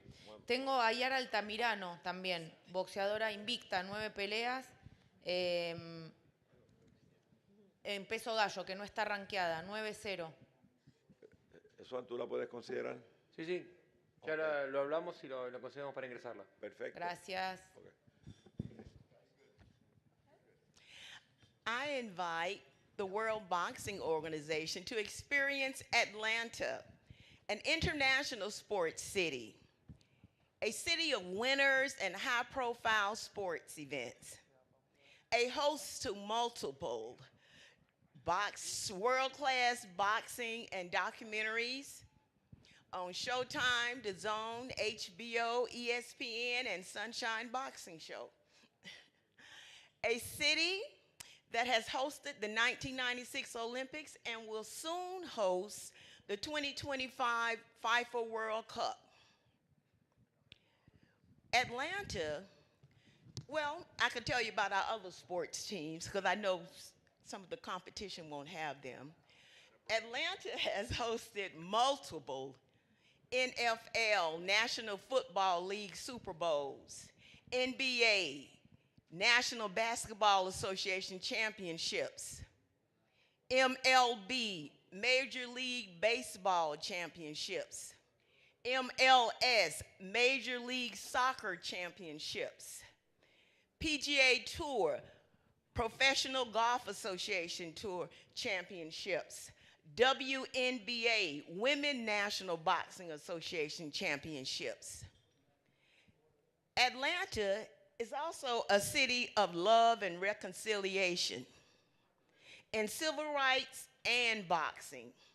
When Muhammad Ali was denied a license to box in America because of his stance on the Vietnam War, it was Georgia State Senator Leroy Johnson who had it legalized, and Atlanta businessman Jesse Hill Jr. who financed the fight to happen in Atlanta. Georgia did not have a boxing commission, so the city of Atlanta licensed Ali to fight. Muhammad Ali also celebrated his 44th birthday in Atlanta. After decades of not speaking to each other, Muhammad Ali and Joe Frazier were brought together by Butch Lewis for reconciliation in Atlanta. Showtime produced a 1-hour documentary on the Don King Mike Tyson Turkey Tour in Atlanta. To give you a few facts about Metro Atlanta, we are proudly diverse and friendly people with an international flair. The population is 6 million and growing. Latin and Asians are the fastest growing populations. Atlanta is one of the most educated cities in America. Atlanta has the busiest airport in the world. 70 plus foreign governments maintain consular offices in Atlanta. Metropolitan Atlanta has the most diverse county in America. We have the largest one of the largest economies in America, specializing in sports, entertainment, technology, finance, and healthcare. At this time, I would like for you, well, let me tell you one other thing. By selecting Atlanta to host the 2024 World Boxing Organization Convention, please consider business opportunities. There are several hundreds of boxing gyms in Atlanta. Industry professionals without sanctioning body affiliation to advance their career. The 2024 World Boxing Organization Convention in Atlanta will increase awareness and advance the brand in a growing region. The population is expected to be 8 million by the year 2040. At this time, I would like to present a 7-minute video for you to experience Atlanta, city highlights and venues. Down in Atlanta, stayed at the Centerfold. Downstairs my vintage dope, you should have seen it. Down in Atlanta, at the Graveyard Tavern. You thought you seen a ghost, it's just what the phantoms are. Shawty think it in camp, love. It's wall to wall. Feel the heat through my drawers. I told Shawty to bring the wave. You know life's a beach. She said life's a bitch. That's in Magic City. Watch them fly from the sky. While we line up the wall. Like confetti high falls. Let them leave with it all. We ain't never been inside a city big, feeling small. Keep me awake, never off. 4-4 when you down in Atlanta. Might just slide through the zone. Not talking LeBron home. When I say I'm in Cleveland. Drowning my phantom. Cold Factory is my stove. I mix it up how I pull. Gotta see how I drink it. Woke up feeling like Fable. Need a Georgia peach. Never run out of love or run out of weed. Daddy driving a tractor like a Hellcat a D. Hit 285 Dash, cause I'm loving the speed. Watch them fly from the sky. While we line up the wall. Like confetti high falls. Let them leave with it all. We ain't never been inside a city big, feeling small. Keep me awake, never off. 4-4 when you watch them fly from the sky. Down in Atlanta, just like a venom.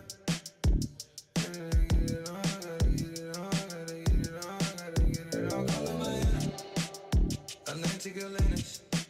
Now we get it on. Watch them fly from the sky. While we line up the wall. Like confetti high falls. Let them leave with it all. We ain't never been inside a city big, feeling small. Keep me awake, never off. 4-4 when you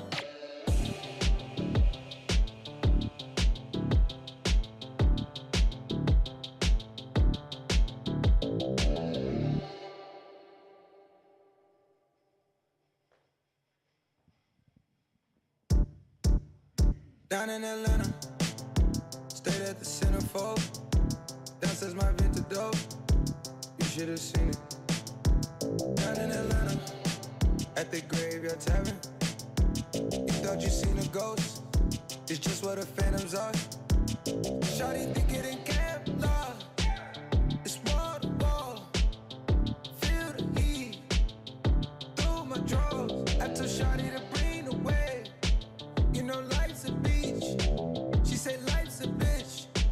That's in Magic City. Watch them fly from the sky. While we line up the wall. Like confetti high falls. Let them leave with it all. We ain't never been inside a city big, feeling small. Keep me awake, never off. 4-4 when you down in slide through the zone.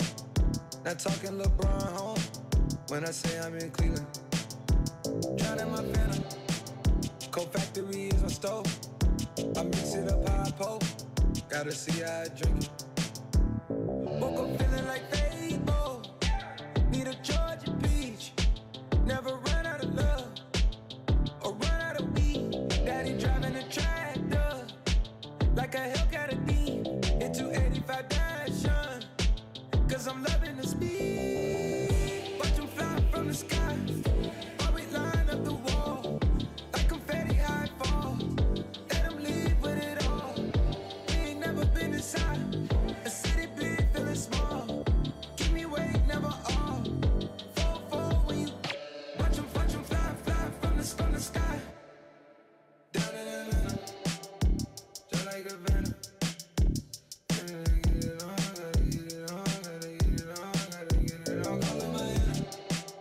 Atlantic Atlantis.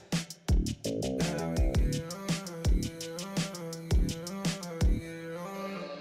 Watch them fly from the sky while we line up the wall like confetti high fall. Let them leave with it all. We ain't never been inside a city big, feeling small. Keep me awake, never off. 4-4 when you.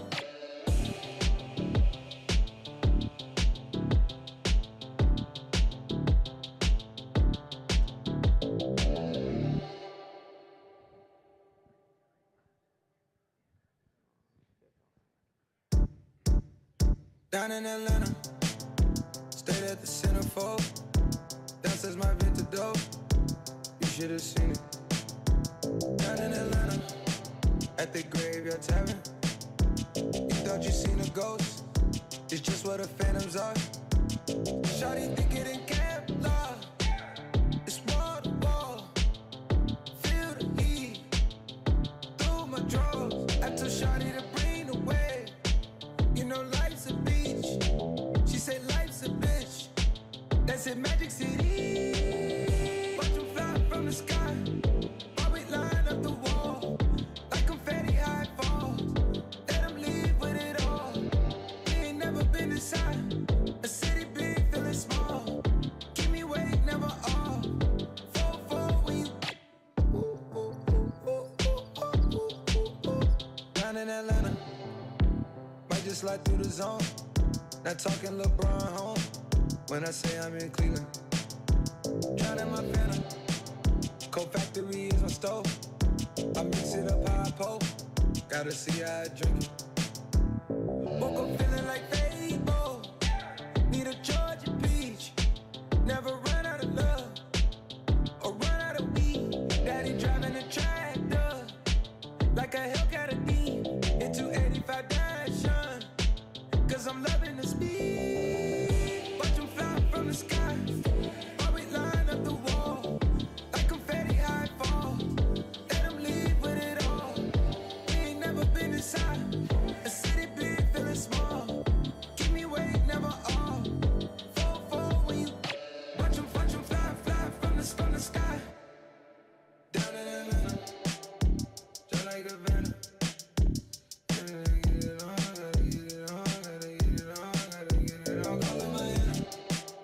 Atlantic Atlantis. Now we get it on. Atlanta is located in the southeastern United States. Oh, thank you. Atlanta is located in the southeast United States with a subtropical climate and 4 distinct seasons. It will be fall when the convention, if it comes to Atlanta. Well, did you feel like you were down in Atlanta? Did you notice the unique venues down in Atlanta? Will you vote for the 2024 World Boxing Organization Convention to be down in Atlanta? Any questions? I got a question, Sunshine. Okay. A great presentation. Thank you very much. You know, convention is very expensive. Here we got some help help. Yes, yes. Well, I've sent out letters already to Delta Airlines, Chick-fil-A, several other corporate friends I have in Atlanta, the mayor's office. But you have an idea how much they can, Atlanta can put there for the convention? Or? I did not give them any numbers because I wasn't aware of the exact numbers to give them. Okay. But they are interested. But the city got some help. Well, the city is already committed. The Convention Bureau, Atlanta Convention Bureau, discoveratlanta.com. That's the Atlanta Convention Bureau's site. So, and the Atlanta Sports Council. So several corporations are interested, including the PGA store, Superstore. Okay. Thank you, Sensei. Okay. Any other presentation? Peter Rivera. Yes, Paco. Muy buenas tardes a todos. Peter Iván Rivera, PRB's Boxing Promotion, Puerto Rico. No tenemos una presentación visual, pero sí queremos solicitar que la próxima convención de la OMB sea en San Juan, Puerto Rico. Puerto Rico conocido mundialmente como un país de una cultura de boxeo, donde hemos tenido campeones en todas las divisiones, donde tengo entendido somos el tercer país con más campeones mundiales en la historia.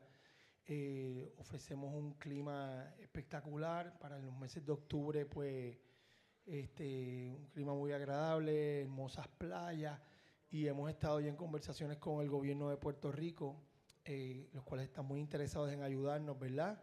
Económicamente también, en llevar la convención a la isla.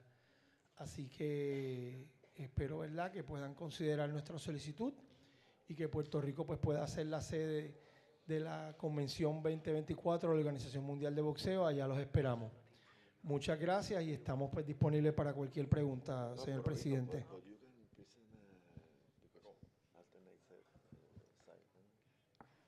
Thank you, Peter. Any other requests? Yes, Paco. Uh-huh.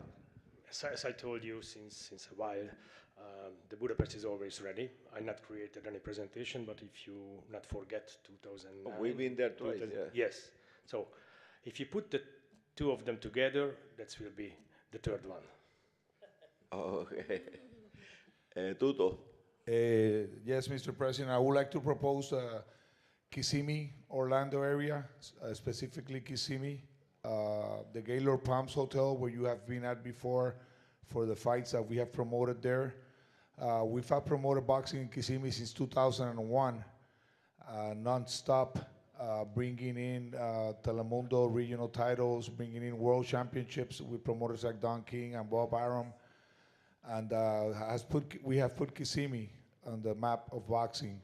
So we would like to request for Kissimmee. We have the support of Experience Kissimmee, the local tourist company, so they're willing to support. We already talked to them.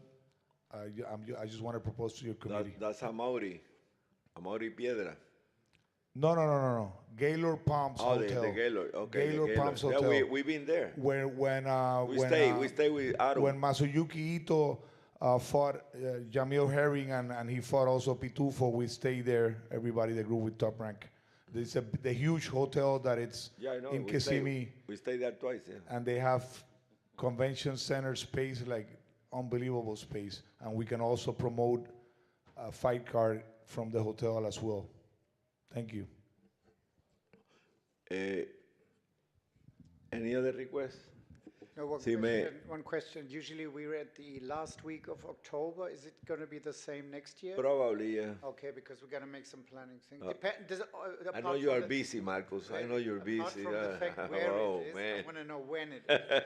Yeah, but actually, if we are deciding about Budapest, we plan to do it in the end of August. Let me as I call personal privilege, let me tell you something, like Frank Sinatra said, el fin pronto vendrá. Y como yo les decía cuando informé, nosotros estamos based en Puerto Rico y queremos hacer cosas en Puerto Rico que las necesita. Además que Puerto Rico es una sede maravillosa para convenciones. Pero como una cuestión de colegio principal, nos gustaría tener a Puerto Rico para esa convención donde va a haber elecciones. Y entonces una sede alterna que podíamos votar. Yo sin que dice que no se pueda dar en Puerto Rico porque los huracanes, todas esas cosas. Pues podríamos entonces coger la sede alterna. Así es que vamos a votar para que sea la convención y entonces votamos la sede alterna también, por si acaso. Okay, as a personal privilege, I would like to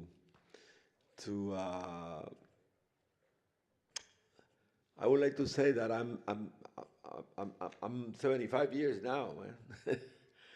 I've been working for 28 years. Batista and Batista is little older than me, 2 or 3 years more than me. We have been together for, like I told you before, 50-something years. And, you know, sometimes we want to go back to the roots. That's the only reason when I was doing my speech yesterday, I told you guys that I would like to be there and, you know, make any decision that I have to make there. And, you know, next year is very important for me, especially for me. You guys can run without anybody. WBO can run alone. We are an institution. But for me, it's very important that we bring back to the roots. You know. Mr. President, Mr. President, do you need a motion to solidify where we're going first? Because I'll second Puerto Rico. Yeah, Les Batista. Yeah, I agree with you. We need a motion. Well, I'll motion that the convention, the next convention will be in Puerto Rico. Okay, Lo haremos. Batista. Yeah. Queridos amigos, familia, this is the big family of the WBO. There's only 2 persons in this organization at this moment, in this room, that were with me in Margarita, that were part of the originals, directors and founders of this organization. Justin Bryan, who is at my right, and myself. The other ones couldn't travel because they are too old, because they are sick. And we're not getting younger. So, for me, it's a little bit too troubling being traveling at this moment. So, we would like, the WBO was formed legally, and has its base in Puerto Rico. I would like to see the next convention going back to Puerto Rico. I'm not meaning that this is going to be our last convention. It's going to be one more, but as at this one being an important convention because there's going to be elections at this, we would like to have our office closed so that we can supply whatever it is needed for that election that is very important for us. So I back that we move the convention to Puerto Rico and select some other place in case we need to move it at the last moment. Okay, we got a motion. My motion will be that first choice will be Puerto Rico and the second choice will be Budapest. Okay, that's a motion. I'm really sorry, but I fully support Puerto Rico, but I cannot apply the second places because if he receiving the application, receiving the right to organize it just in the 1 month, it's not enough because I want to do a big one, and I need at least 1 year to prepare it. So I'm really sorry, but I will apply in 2025. Yeah. Fine, then let's vote for the first. Okay. Okay. Gino moved a motion to have Puerto Rico as a site for the convention next year. People who are favored that, please say aye. Aye. Anybody against that? Okay, then we have Puerto Rico as a site for the convention next year. Peter, you have to work hard next year. And then, okay. Then we have to decide between Atlanta and Kissimmee, Florida, for the alternate site. Okay. Paco, I would like to make a motion. The backup site would be Kissimmee. Kissimmee? Mr. President, the young lady has said that Atlanta also needs time to prepare, so it won't be good as a second. Then, so Kissimmee. Then we don't have to vote, okay? Then we got Puerto Rico as the first site, then Kissimmee as an alternate, okay? Mr. President, in Kissimmee we can accommodate at the last minute without any problems. Okay. Yeah, because we have to think about everything. Hurricanes, all that stuff, earthquakes. Okay. Now we got that. Diana, what we got for tonight? We have the tropical gala dinner, sport. It doesn't have to be formal. 7 o'clock is in this room. Be early. Is the sharp here. Yeah, because the tables, we can accommodate about 300, but could show more. Okay? If you come early, and they have to prepare the site now? Yeah. Okay. No, it's a plate. It's okay. Then, okay, it's very sport, it's very sport, very casual. Like, yeah. You can show up in shorts for I prefer you come, little better. Any other issue, any other, okay, Kanjura. Check. There is another issue. Just before we adjourn, yeah. Hello, Paco. This is not a petition for the committee. It's just a reflexive point. Lo voy a decir en español porque es una petición que trae algunas personas de Centroamérica. Había un antes y un después de la pandemia. Y eso cambió por completo, tanto la parte migratoria como en la parte de los costos de vida y principalmente los boletos aéreos. Para ir a Argentina a disputar un título latino, un centroamericano de cualquier país de Centroamérica tiene que pagar $1,800 o $2,000 por boleto para ir a Buenos Aires. Y así también si un argentino quiere ir a Centroamérica o un uruguayo, lo más cómodo para nosotros es quizás ir a Colombia. Esto ha incrementado los costos para la logística de cualquier pelea que se pudiera dar en el área. Yo sé que el comité lo está pensando y lo está valorando, pero me gustaría dejar solo como un punto de reflexión la posibilidad de un título centroamericano y del Caribe de la OMB. Nada más, no es una petición, solo pido que el comité lo reflexione porque creo que después de la pandemia reactivar el boxeo en el área ha sido bien difícil para todos los promotores de toda Centroamérica.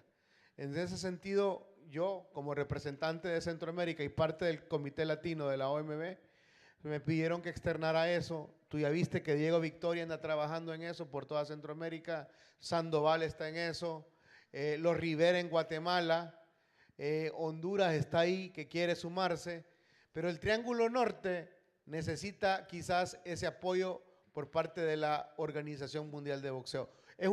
No es una petición, solamente lo hago del conocimiento. Gracias, presidente. Gracias, Oscar.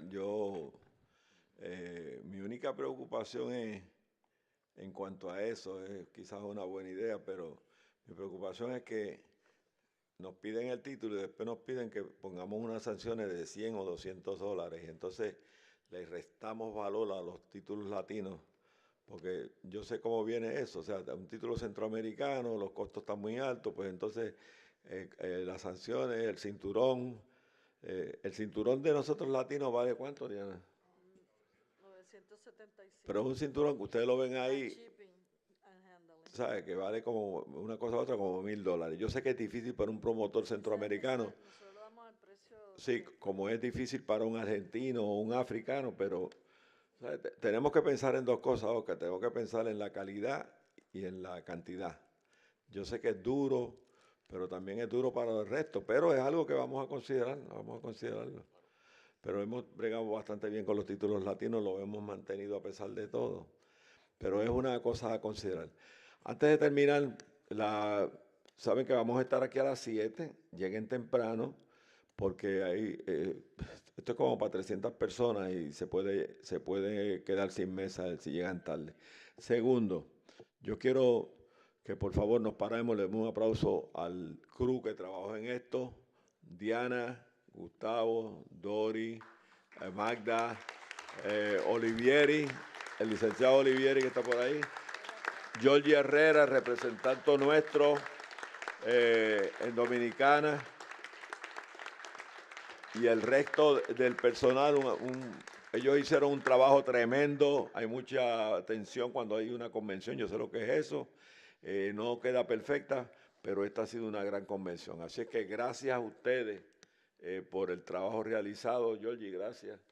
Tú fuiste el creador, o sea, nadie más intervino para que la convención se celebrara aquí, ni el gobierno, ni nadie, tú. ¿Ok? Y te lo agradezco a ti mucho que nos hayas traído a Punta Cana.